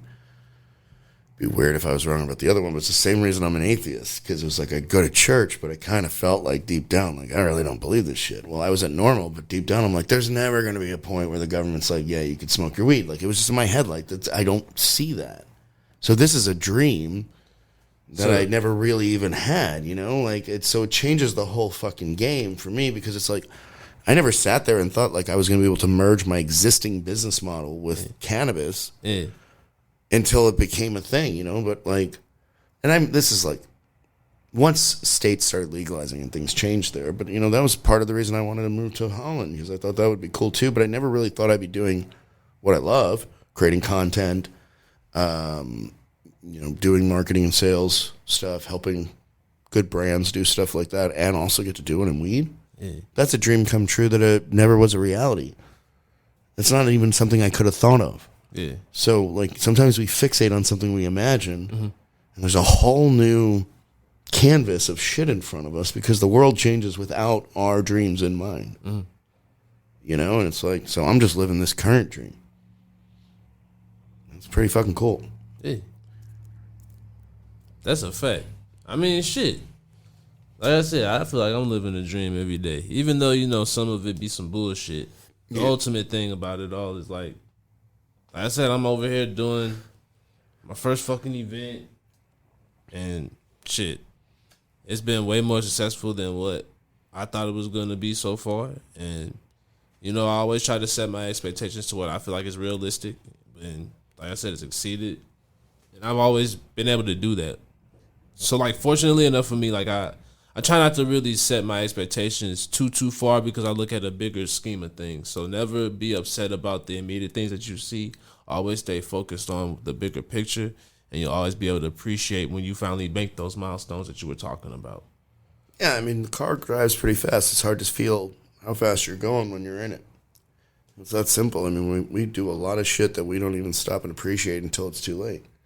Yeah. I learned not to do that, though. And it keeps coming. I bring it back to it, but I mean, obviously, we're here to talk weed. But that's the thing I always want to feel about the market too. It's like, and I'm very critical of it. Don't get me wrong. There's certain people that might hear this and be like, Jesus, he's on a positive. But I think everybody has to sometimes stop and be like, whoa, look at everything we just fucking did. Yeah. Holy shit. Yeah. Especially as a state, this state has fucking kicked some fucking ass. But it's also back to. Everybody's trying to survive, everybody's trying to grow, everybody's trying to pay their bills, but we've done some we've made some pretty big strides as a state, and it's not perfect, and we're still battling stuff, but Jesus, it ain't Oklahoma. It ain't, some of these states that have really, not done it right. I'm not trying to, Oklahoma's just an easy target because they did it so bad. But it's like, it's remarkable. Shit. Was it a year ago? We were, would have been a year ago? 2 years ago we were talking about this. It was a whole different conversation. It was a whole different reality, than from when it became legal. We're at about a year now that it's been legal. So, yeah, a little over a year ago we were talking when it was pre-vote. This conversation about what was possible, what we've already done in the last year is fucking ridiculous. If you stop and think about it. As a cannabis community, as a state, it's a weird time because we're all still dealing with our shit, but holy shit. Look what we did, man. Yeah. It's crazy. Yeah. I feel like just being real about it. Like, I'm making do with what's given, and I've always done that. So, like, I've learned to never complain about certain things. So it's like, for what the market is and what it's become, I'm accepting it for what it is, and it's not bad. Like, you find your opportunity, you figuring it out, and like at the end of the day, when you really know the realities of things, you just understand the bigger picture of it all. So like, you don't trip off of what you see in front of you. You appreciate where it started, like you just said. You see where it's at now, and you still see where there's opportunity. And like you said, it might not necessarily be the way that you thought you wanted it to be or how it could have been. It's about what it is. Oh, no, I mean, I motherfucked this industry for 2 years straight. But it's like, now that it's starting to do some stuff and it's feeling good, I'm also like, oh, it was a grind for all of us to get here. It was tough. A lot of curveballs in this market, from the pandemic to the policy making to the vote arguments to everything. It's been a topsy-turvy up and down thing, but that's any startup, that's any new market. And frankly, when you compare us to other states, we've done really fucking well. Yep. So it's like, to that, you might have to think about your content, because it's obviously, we can't, it's like there's going to be a point. I don't mean you have to think about your content. I'm saying we have to, think about the conversation was a lot easier to have when there was so many opposing thoughts. Right. A year ago, 2 years ago. It's hard to have opposing thoughts now. It's hard to find things to bitch about. Now, there are people that do it. I used to always say, and I still say to this day, activists have to keep marching. Once they get what they want, they have to find something else to complain about. But we've done pretty well at, building something sustainable. And so it's hard to complain. It's just, how do we talk about improvement now? Because change has happened. Right. The activism should be more about us politically making sure we're protected from the shit like the hemp stuff than certain people getting the license they never should have had. It's like the argument has changed here. And those certain people I'm talking about are like literally not just because they're bad business people. There are a lot of people in that are still having that argument right now that are criminals, that are orchestrators. Because it's still being had. Yeah. And now it's like they're all the hemp players say, well, you're going to hurt us and take our jobs away. Jobs away. Making illegal drugs? Like, that's the best argument they have. That Missouri, MoCan, and all these organizations are going to kill 10,000 jobs in the state when they ask people to test drugs that kids can buy. That's the shit that just fucking is crazy right now. But it's also part of how this works. There's carpetbaggers everywhere. Someone's got to figure out how to make a hustle. I think our big thing as a cannabis community right now is to protect the weed. The legacy of a good high. Well, that could be a tagline for like a cologne that smells like weed. Yeah. Skanky. Yeah. The legacy of a good high. I always just, the main thing I always... When anyone brings up the conversation of weed, whether it be, no matter where you are in the culture or what perspective you come from, what's your end goal? And then we can have a conversation.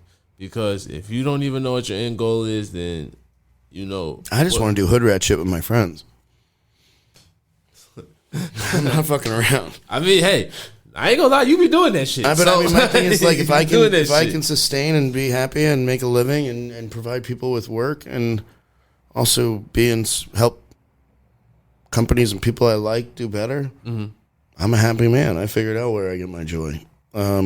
It's just that's my jam. That's how I live right now. But reality is it's a grind and it's hustle for all of us. Right. Life is fucking hard. And so I'm just trying to make the best of it, and I think that's why I'm so positive where our industry is. I'm very critical in the sense of where it could be, but at the same time, I'm proud of the fact that it's made it this far and it's doing what it's doing. That's why I come in here and talk to you, because I think there's a lot of buzz and fluff and shit that gets said, not on your airwaves, but in general, that is just, it's a very vocal minority. No, it is. It's like everybody's kind of cool now. For the most part. Yeah. For the most part. The dicks are still dicks. There's always going to be people that are just not fun. But the reality is the industry's kind of stabilized out. There isn't a lot of polarized, positioning. Yeah. That's been nice. It's been a little bit of breathing room there. The two issues have always been, or now are constant, is DCR and the hemp market. Yeah. Yeah, that's where it matters the most right now. That is where it matters the most. We disagree on something. Look at us. Look how far this whole thing has come. We never... Episode 3 of Doug and Donovan figuring out how to talk to each other on the air. Man, This has been so good. see, you always I feel like Dr. Phil got involved. You always be ruining it. No, I don't ruin shit. You always be fucking... I'm saying, look how good it's gotten. We always just be having natural progression. It ain't even be me that be doing this shit. I don't even like how you be painting that I'm not saying it's narrative. you. I mean, I'm just saying, like the first one, I was like, whoa, this one's good. Anybody wants to go back and hear that first one, you can tell me how the first one went. I'm not going to say shit. The audience, it's still up. Go and you tell me what how the tone has changed. You know what? I ain't even going to let him do me like that. Run the tape. Y'all see? Go ahead. Yeah. Tape don't lie. What Rasheed Wallace say? Ball don't lie. Well, I'm saying, quote me. The tape don't lie. How about that? Fuck that. You better pick a right edit. Huh? You better pick the right cut. Nah, it's the cut that's out there. Shit, fuck No, that. roll the tape. Oh, no, that's that. awesome. I hope you found the right thing. No, I know. This is good. It's a new studio, new you. New studio, new you. No, I like it. Yeah. What did we just smoke again? Oh, that's fucking Ray. Well, no, that's not a guy. That's a girl? Mm-hmm. Oh, thank you, Ray. Is it R-A-E? Yeah. Oh. So you have to visualize that. I didn't mean to genderize it, though. That's all good. You figured it out quick, though. So. She cute. I'm just kidding. I'm not doing that. I'm joking. I'm not even going to ask. I'm just sorry. That was just me making a joke. Shout out, Ray. Yeah. Shout out, Ray. We'll leave it right there. You grow some great weed. Your weed quality your gender has nothing to do with it. I'll grow you. I'm trying to back myself out of something that I'm stepping into further. It's like I'm slipping in paint right now. You just got to put your turn signal on, bro. I'm just going to put the wipers on and my head down and drive off the bridge. All right. Wow. See, all you had to do is just like pull over, just take a breather. Do you want to smoke some of that Girl Scout cookie? It's called accountability. Deflection. I know. That Girl Scout cookies is good. I'm down to smoke some Girl Scout cookies. Minty as fuck. And it's Girl Scout cookie season for real. So I always, it's funny. I should have probably smoked this one. Like, now I got to get more. But while you doing this deflecting, I did want to actually talk about some real shit. Yeah. Hash up. Yep. Yeah. I want to talk about hash up, mash up because, it's one thing that I feel like it's one thing that you're providing right now that a lot of people haven't really tuned into yet. But sounds like my ride is here. Oh shit! Well, wow, double whammy. Wow, did you see that? We might have to stay for a minute. Did you see that? Yeah, that's like the whole thing. That was a like, fire truck like and the a closing scene of Blues Brothers right now. that was a fire truck and a police car. They both went opposite directions, but at the same time. Yeah, nobody knows what's going on. They can't find us. All right, yeah, no, we're good. We're clear. Wow. What were we supposed to do now? Shit. You were saying something right before. Oh yeah, hash up. Oh, hash up, mash up. Yeah, no. Yeah. I was gonna say, right now you got really one of the, I'd say, it's probably the best concept that's going on. If I'm gonna be honest. What? Thank you. Yeah, the best Appreciate that. cannabis concept that's going on in the city right now, and I think a lot of people are sleeping on it. If I'm gonna be honest, I really think what y'all see doing a change is in that this summer based on what I've been picking up by just tracking the crowd and everything. But we did this, and I'm sorry, I keep jumping on you. You good? But yeah, I think only when you said it's being slept on. I don't know if it's being slept on. I think it's like I'm kind of happy that it grew so organically because the vibe is so it's so good. Yeah. Like everybody's just family Yeah. and like has a good time and doesn't take themselves seriously. There's never any issues. And it's like for me, the joke is, and I actually said this out loud one time, somebody called me out on it, but it's like I basically designed something that was all the things I wanted at my neighborhood bar, so I didn't have to go very far to do that. Like I literally came up with the concept in my hot tub like two years ago. I have ADHD and I like to listen to mashups, and for me that's like listening to one song at the same time. So it's like if I can hear two, and I kind of play the identify game. So I was like, oh, this would be cool if it was like a game show or trivia night or something. If you just played mashups, and people would have to guess who the artists were. And so that evolved. But the reality is the first time I presented it to the team, and we use Covey Grid, so I don't know if you're familiar with those are, but you prioritize things in a quadrant. So 1 is important and urgent, 2 is important, not urgent, 3 is not urgent, not important, and 4 is neither important nor urgent. So when I walk in with these ideas, I know from the jump that the team's going to be like, yeah, that's going to be a 4 for us. But Mitch, shout out to Mitch Fernandez for being like, Mitch was like our producer and the head of the, well, I call him a producer, but he really is the head of the whole department. But he because we'd done so much virtual stuff, Modelo, that he's like, we can actually pull that off. So it ended up being something that we did just for our holiday party, which was in February. This one will be in April. So I haven't told you yet because we haven't planned it yet. Yeah. We're busy.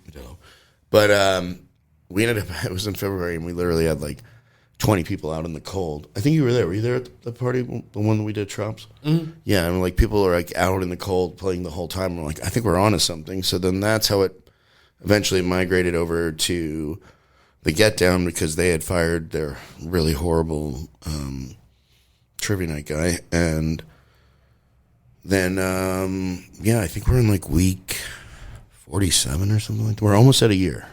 We're almost at a year.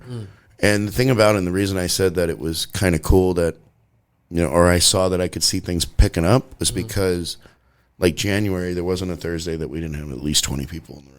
And I used to work in the bar venue entertainment side of things, and it was like Januaries are dead on Thursdays, right? And we still had a consistent crowd coming in and playing. And it was never something we did to like blow up, right? But it's the only weekly cannabis themed consumption friendly event in the state that I know of that is legitimate, compliant, and above board. But at the same time, we really get to create a thing. Yeah. It's fun. It's fun. You're there a lot. Yeah. Oh yeah. It's a chill time. It's a vibe, yo. And it's also too. There's a mix of people. So like, as far as the industry concerned, you might see some people who,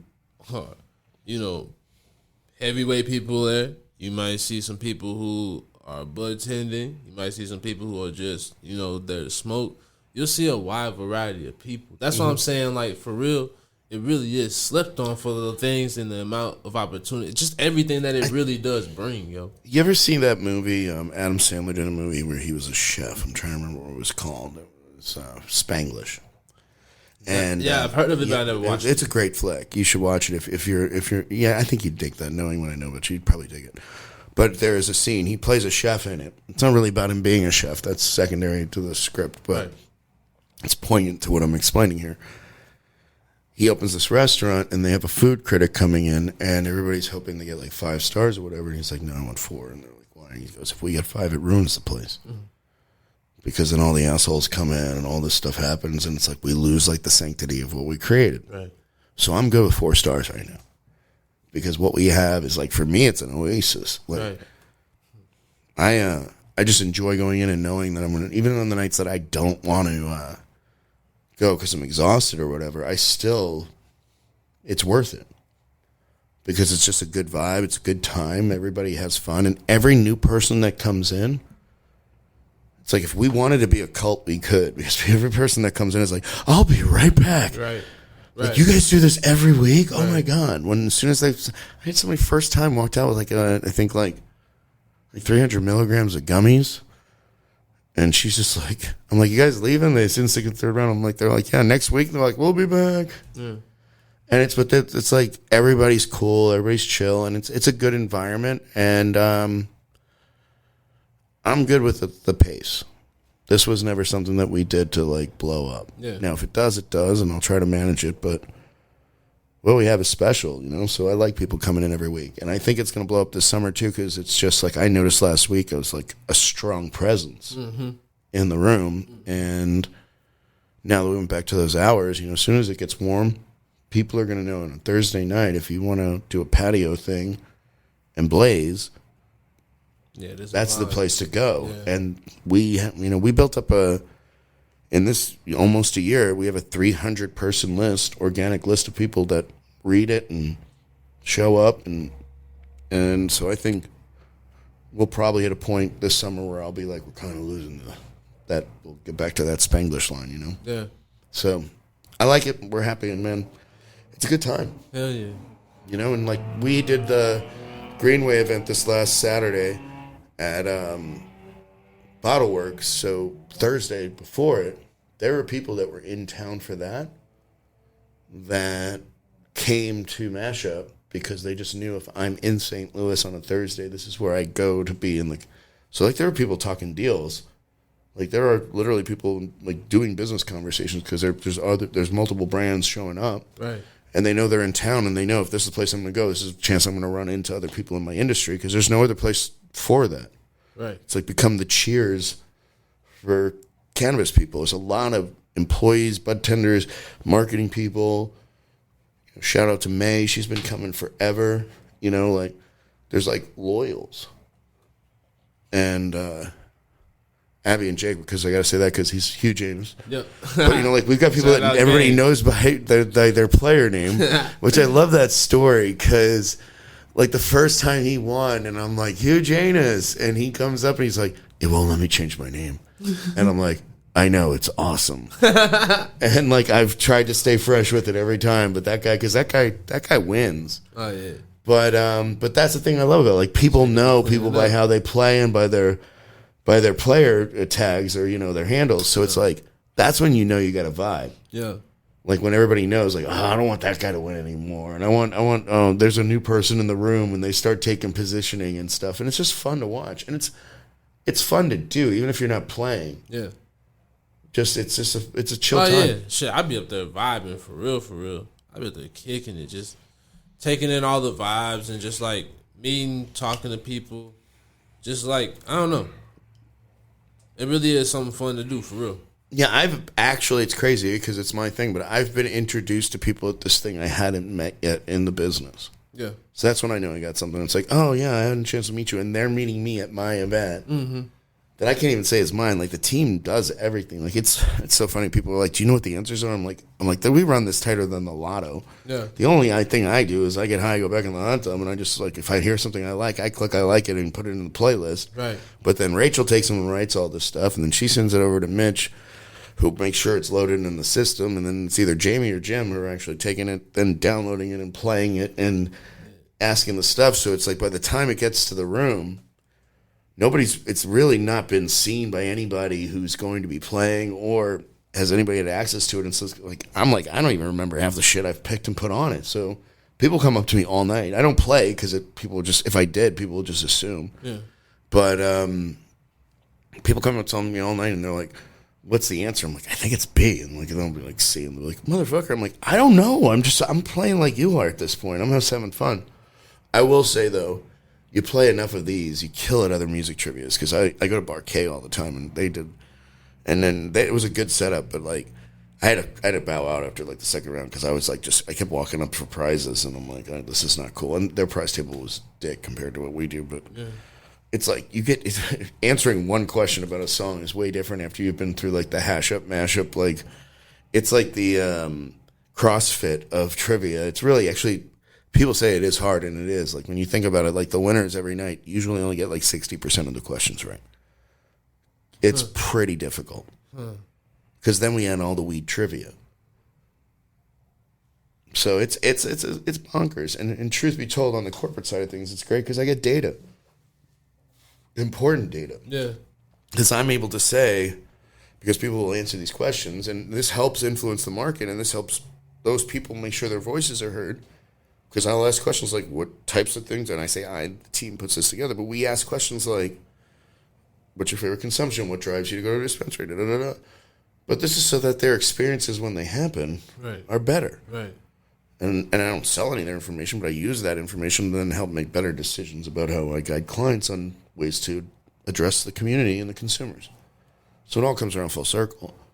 But it's a fucking fun time. Yeah. Mashup.com. Hell yeah. Damn, I don't know. You just made me think about a lot of things. I ain't gonna lie. It's also this weed. Yeah, I was about to say, I think that it was the weed, but I'm just like, man. Yeah. We're trying to do everything we do with purpose. And that's important. You know, not lose sight of that. This is a great little community of stoners, and Missouri's just got a good thing. It's not a perfect, but it's hard for me to bitch about it. I will, and I can, but it's usually me bitching about how somebody could have done something better than what they did. I'm usually just more of like the dough moments, like, why did they do that? Right. I don't ever talk trash on it. Right. And I think, you know, and I'm a picky smoker, and I grow my own, so it's also like I like what I grow for myself, but at the same time, there are some people growing some fucking banana weed right now in Missouri. Like shit that I think would blow Cali shit out of the water. You know, and a handful, probably 5 tops that are really growing shit at a commercial level that is like, wow. Fucking wow. And we should be proud of that. And it raises the bar for everybody else. Yeah. Like everybody's weed is getting better. Yeah. A couple of them, you know, they can't get it right, but for the most part, everybody's weed is getting better. Yeah. And that's important. It just raises the bar all around. And I always hate that bullshit when people are like, oh, back when I smoked it, you know, it wasn't as potent. Well, then smoke fucking less, bitch. Yeah. You know, it's like, it wasn't as potent. You didn't know what it was. It was actually, you had to smoke a lot more of it, which is horrible for your lungs. And now you can literally look at it and be like, this is how I want to feel and this is what I want to fix. Mm-hmm. So it is so much better than it ever was. Yeah. That's glorious. Like, when you can day part strategize your weed consumption, it's a great fucking day. I actually had this happen a little backfire on me where I just realized I grew way too many indica dominant hybrids in my like last round. I'm like, I need something for the daytime. Holy shit. I'm like, I just did a bunch of nighttimes. But yeah, it's like, it's still a good place to be in, you know what I mean? Yeah, just to be able to have those type of problems. Yeah. Yeah. These are seriously some first world Yeah. legal state. These are legal state problems. You have first state problems. Yeah. The first date problems. Oh my God, we have a whole thing like that. We'll just call them third world states that aren't legal, like Alabama. You know. That's a whole T-shirt concept. Hold on, chill. Yeah, I think we should stop giving out the IP. That actually does just give us a trademark, I think, but it doesn't matter. You can have it. I don't care. I got so much shit on my plate. But now, yeah, I mean, I was trying to do some of the gateway city thing. You know, like, why was this not the gateway drug city? How do we not play on that? Well, I'm not gonna talk any further on that. I thought that was never mind. I'm shut up. No, anyway. You can't give away the obvious. I mean, the freaking arch is right there. We're the gateway to the weed, not the west. I mean, we're not connected to all the interstates for no reason, but Welcome to St. Louis, gateway to the weed. Everything else you need. Gateway drug city. To the weed and everything else you need. Well, you've heard me say before that weed isn't a gateway drug. Not having weed is a gateway drug. That's a fact. Actually, that's a fact. For real, for real. That'll make you go do some shit. Oh, I've done some stupid shit when I didn't have weed. I'm trying to figure out if I really want to do this on radio, like on a podcast. Actually, I'm like going through in my mind. I'm like, no, I can't tell that story. No, I'll just leave it at that. No Diddy. Oh God, no! Now you're making me tell. I was just gonna tell a story about a Demerol suppository. You're like, Diddy. This is me trying to dose myself. I didn't Diddy anybody but my own. I Diddied the Dougie up my dookie. I'm sure that's Diddy. That's why I said no Diddy. I Diddied myself. You said no Diddy. Oh, I like that. Like we now say no Diddy. That could totally be a thing. Like I think your kids are cute. No Diddy. Not that Diddy. Oh my God. Jesus. Wait, who? That's no Dan. That's like no. That's no Schneider. The guy from Nickelodeon. Schneider. Oh, because Schneider for me was from. Oh my God, that show with Valerie Burton. Showing your age now. Yeah, I know. I'm old as fuck. It was like One Day at a Time or something like that. I still haven't seen any of that documentary. I was just Which one? shit. The Nickelodeon one that they. I didn't watch it either. But either way, Schneider was their janitor. I don't think he molested anybody, but we're having sex trafficking going on. So I was just talking about Diddy. You can talk about him now because he's going to probably go to jail. There's no probably to it. That boy going down, dog. You don't raid 3 houses at the same time if you don't have a case. I can't take credit for that. I get all my news on Diddy from 50 Cent, so I might be biased. I'm just like on 50 Cent's Instagram, like, what happened to Diddy today? And then I'll like fact check it with like, you know, MSNBC or CBS or something like I'll be like, Alexa, did what Diddy just told me about, or no, I'm sorry, I don't talk to Diddy. What 50 just told me about Diddy, is that true? And it'll be like, Alexa will be like, yes, it's true. He's fucked. Breaking news, Doug knows Diddy's whereabouts. Yeah, Miami Airport. He was pacing that shit for like 2 hours ago. Nah, bro. They said he got it to the island. No, the plane got to the island. But you think he's still... They said he wasn't on it. You think they detained him? No, he ain't detained. But there was video footage of him in a Miami airport just pacing, trying to figure shit out. But the plane went without him to like Antigua or something like that. I thought they were showing that before, though. Oh, maybe. I'm not up to date. Yeah, so I think what it was... I'm going to go home and do the same thing with Alexa. Be like, Alexa, is what Donovan told me true about Diddy?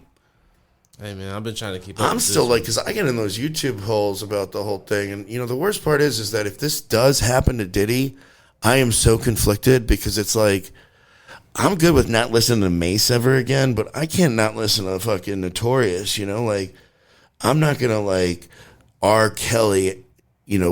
Big Papa, because, Diddy's on there like, why don't you get your friends and our friends and we could be friends? Like, I'm just going to have to not listen to that part. All right. There's no way I'm putting, him to rest, the greatest to rest because of fucking creepy Diddy. Let's be real. I won't watch Get Him to the Greek anymore. We won't be doing a lot of things if we really looked at the morality of people behind like who they truly are. Can we appreciate art for what art is? I'm not listening to R. Kelly anymore. I mean, most songs you can't. Because I never really appreciated him in the first place. You're still going to let Beat It play. You're going to let a lot of shit play. Yeah, I mean, yes, but... Like, if we looked at the background of most of our favorite artists or people that we really looked up to, everybody's got some shit. I've started playing Kanye again because it's hard not to. And it's not man, like that Vultures... I've never liked Kanye. Never liked Kanye. Whoa. As a person. Okay, fair enough. Like, I didn't like him since the episode of Punk'd he was on and the way he handled that episode. I was like, that guy's a dick. And I've always just felt that. It's the same way I was with Trump. Like, I didn't like Trump as soon as I saw him. It was just, I didn't like those guys. But fuck if I don't like some of those tracks, Like, there's some fucking musical fucking genius on that shit. And it's hard not to, like, it's hard to skip some of that shit. Late Registration was one of the greatest albums. That's in like my top. That's probably got to be in my top 5. Well, the other problem is that, like, a lot of, when you get in hip hop too, there's so much shit that crosses over. It's like everybody's on everybody's shit. Mm-hmm. Mm-hmm. But, but you can look at a lot of shit. Like, you look at Weinstein. It's not like you're not going to watch films that were made by the Weinstein Company. It would take half your fucking collection and throw it out the window. That was the point. Right? Yeah. But, up until recently, nobody was watching any Kevin Spacey movies. And now he just got semi-acquitted, whatever that means. And so now people are like, all right, cool. I've been wanting to watch fucking, oh, now what am I thinking about? Usual Suspects, which is weird because also then you got the director. That shit was all tied up in some fucking boy shit. Mm-hmm. So I think you're right. But I don't say what you said about everybody.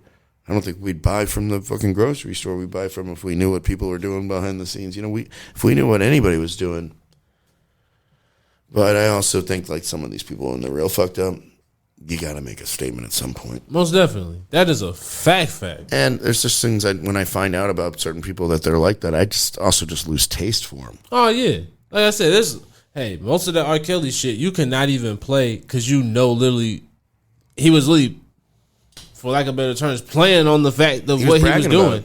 The Pied Piper, that's crazy, he was bragging bro. About. That's crazy. Yeah, I mean, that's the kind of shit where it's like, all right, yeah, I mean, it wasn't like I was a big R. Kelly fan. It wasn't like it was my wedding song or anything like that, But I don't know what I would be like if somebody like, and when Kanye, I was just like, I know there's just a few tracks where I'm like, that one's still got to play, He's only on it for 30 seconds, or this one's, there's ones that are just good. It's just, I'm like, I'll tolerate him for right now. I fuck with Kanye's music. I mean, him as a person, I don't care about none of that shit. No, I never really cared to begin with, but I also think like Kanye's just an asshole, Yeah. Like R. Kelly's a fucking predator. Yeah.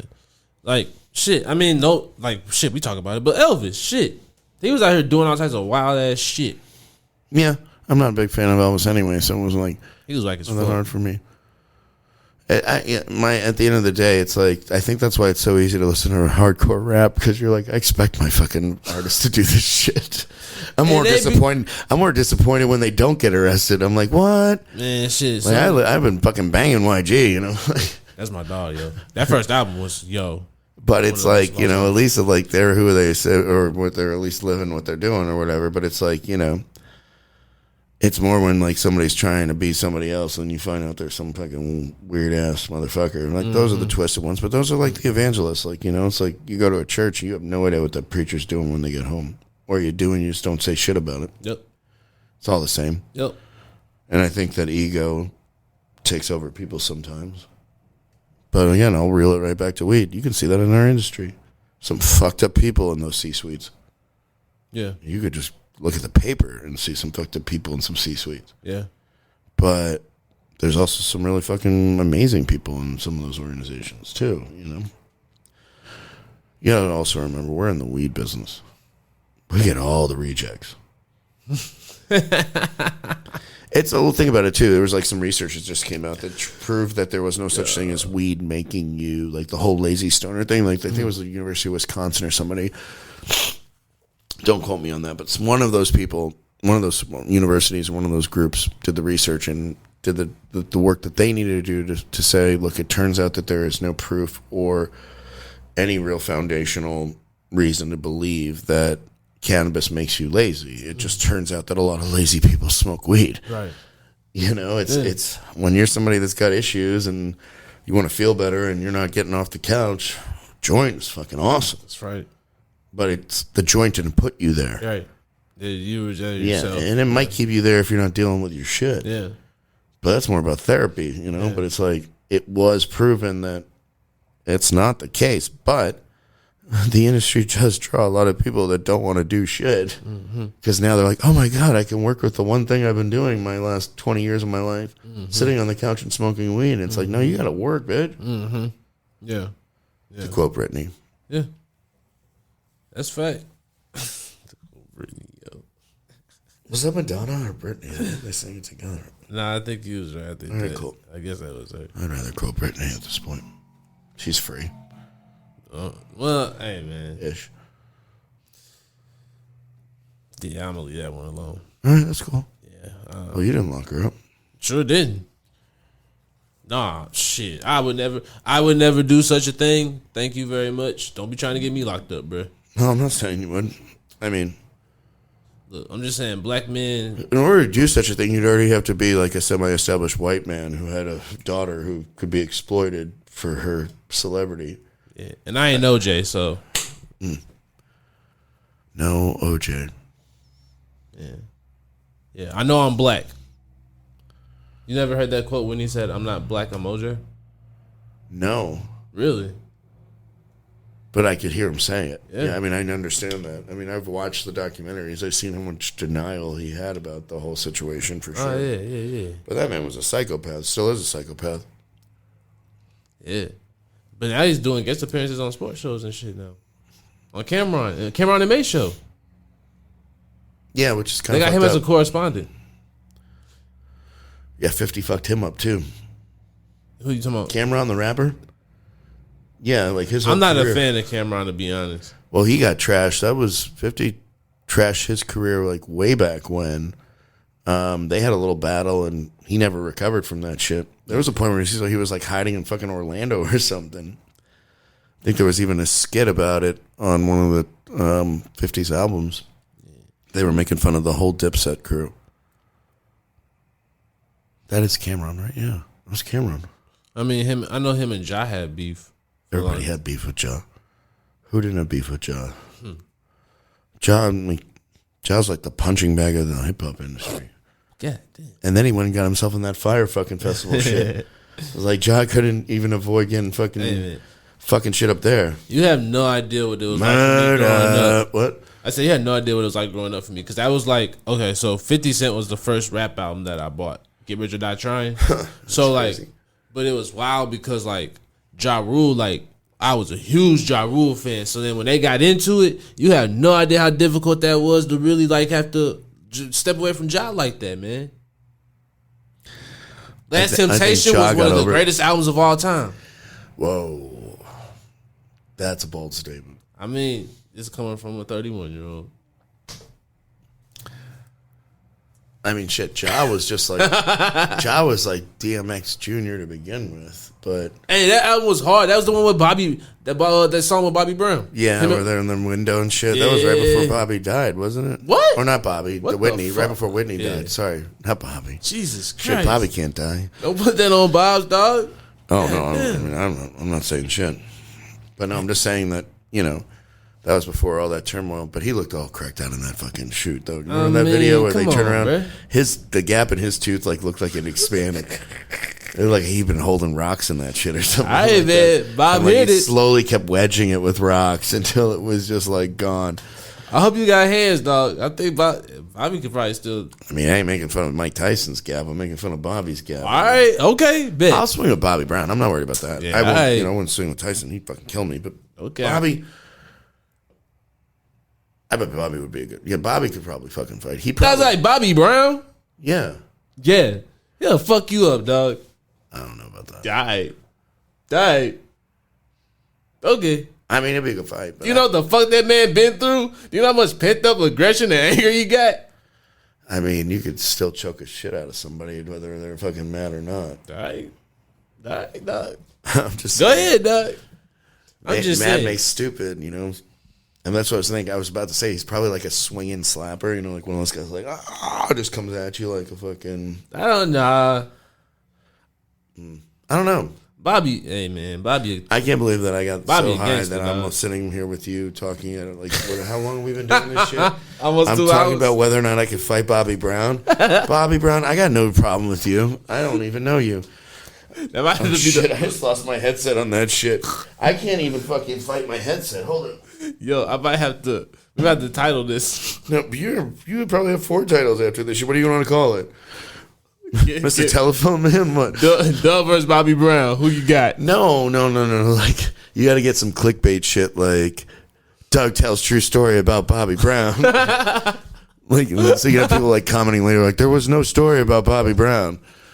I got a story about Dawn Robinson that's pretty fucked up, but if I knew who that was, she was in En Vogue. Oh! So I thought you weren't gonna get it. Never gonna get it, but you got it. Yeah, and Lucy Pearl or whatever. I booked her for a show at. Wait! I know exactly who you're talking about. That's one of my favorite songs. She's the one that got kicked out. To dance tonight. She's the one that got kicked out of En Vogue or whatever. And I booked her for a show at Fort Knox, and that was like one of the worst experiences of my life. I'll leave it at that. I can see that. Although I will say, I booked Mavis Staples at that same venue, and that was one of the best booking experiences of my life. So full circle on that shit. Shout out to Mavis Staples, the Staples Sisters, one of the best acts I ever worked with. Incredible singer. But yeah, so didn't want to just shit on the industry. But yeah, I'll just say it because it's fucking funny. But so I had Nico Smith opening, and she fired the band because this was crazy. And I probably should have advanced this, but I had Nico opening with a band, and they were going to come play the tracks. Well, her manager was like, well, if there's a band opening, I don't want her going down the tracks. We'll just have the band back her up. But this was like in July in Kentucky. Ooh. In an amphitheater made out of cement. And it was hot. And the band had been on the road the whole day, and she was being pretty hard about hooks and stuff. And I think the guitar player said something about being hot or being this or being that. And she fired the whole band before the show. And when I went over to the manager and said, well, I guess it's a track show, he's like, I didn't bring the tracks. Oh, damn. Oh, well, go ahead. Keep telling the story. I'm doing fuck, man. Yeah, but so I remember I had like fucking Oh god, dude, it was crazy. I had to talk to like her PD, like in the van, her drummer who handled all that stuff, and then then I had to deal with her, and she's just like vocally, she was like basically like, "This is my brand," and I like had to bite my tongue because I'm like, I want to be like, bitch, I paid $15,000 for you because no, that's what you wow, wow. Whoa, yeah, I'm saying 15, god damn. That ain't shit. God damn. But you know, oh hell, now I just figured out my work. God damn. But it was I can at least get a grant. No, yeah, that ain't shit either. I mean, for the industry, but it was like, that's crazy. It was like, I'm just like, I had to sit there and be like, yeah, but these are families of soldiers and da da da. And so she came out, she worked, she even like stripped them down on stage. Like it was tough. I think she performed for like 15 minutes, and like I put her in a van and sent her away. And my client's like, I'm gonna write you a really angry letter, just because I need to show somebody that I said something, but we're cool. It was like, I need to write this because it was the Army, you know, like, but it was fine. And then then I was like, you know what? Why don't we do the blues? I gotta step my life up, yo. I gotta start working harder. What? This was years hard. ago. This was back when I was doing all that shit. But it was No. I'm just saying, just like I said, now that everything just got put into perspective, I just got to work harder. Perspective, because you heard how much I paid Don Robinson for hey, man. For a gig at Fort Knox. Hey man, it'd be the smallest things. You never know. Hey, honestly, there was a concert in Atlanta, and it was really hard to get acts. So it was like, this was after me getting like canceled on, like Mario canceled on me. Somebody else canceled on me. They kept getting gigs at the radio show, canceling on me. So she was the only one that couldn't get the gig at the radio show, I think. God damn. So I got her. Hey, dude, I mean, if you want to do a show just talking about the fucking shows that I booked, that's a whole nother show. We got to tell you some stories. I do want to actually come on here one day and just actually talk about not even just weed shit, just like that's kick it with we never actually just like talked and kicked it like that. Oh my god, do you want to kiss right now? Because I'm feeling it. I ain't go that far. Making sure. We ain't that just cool. got there. Well, they usually tease here to mediate, and that cactus glass piece over there is looking. It got like chipped, bro. I'm so sad. Did you smoke through the cactus? No, I got that in Mexico. Oh shit! I got chlamydia in Mexico. This is way cool. You didn't even get a glass piece out of it? I'm just kidding. It was gonorrhea. I mean, this thing is sharp. It probably burns when you pee. What? It wasn't supposed to be sharp like that. That's what I'm saying. The sombrero got chipped. Oh, that was sombrero. Yeah. Oh my god, it's a little guy. I didn't even realize that. Somebody blew that? Yeah. Well, if you're gonna go to Tijuana, you gotta pay somebody to blow that up. All right. Gotta put that down. Nah, this was Cabo, bro. Oh. So you gotta pay somebody to suck it. Yeah. And then, I always got my Jamaica gear. Jamaican. That looks a little racist. Just saying. I'm black. You could buy it, but did the people who sold it to you, were they black? Well, it was Jamaica. Duh. Okay, so. And my name is Donovan. That's fine. If that was on my table, that would probably look a little. Yeah, you look ignorant. Yeah, I would. I wouldn't do that. Now, if you had this one, then you'd be rocking with something. So I hope people are watching the video right now. If you're not, if you're listening to this, this is offensive on so many levels. Is that a banana with a dick inside of it? Yeah.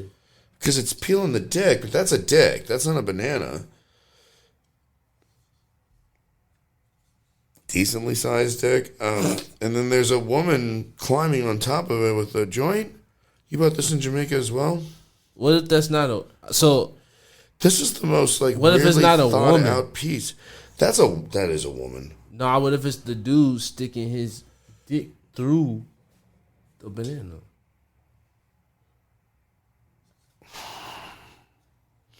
I'm not. We were trying to figure this out. See, this is actually. You thought this was racist. This is actually. I'm not a doctor. I didn't think this was racist. I thought the one that looked like it was made of people in blackface looked. They're not even in blackface. They're all black. Dude, that looks like something that a white person in the South would have at an auction saying, I found this after my grandma died. How much is it worth? And they're like, get out of here, you racist. It was made with real teeth. But this right here, It's a conversation piece. like I said, I'm not a doctor. I don't think that scientifically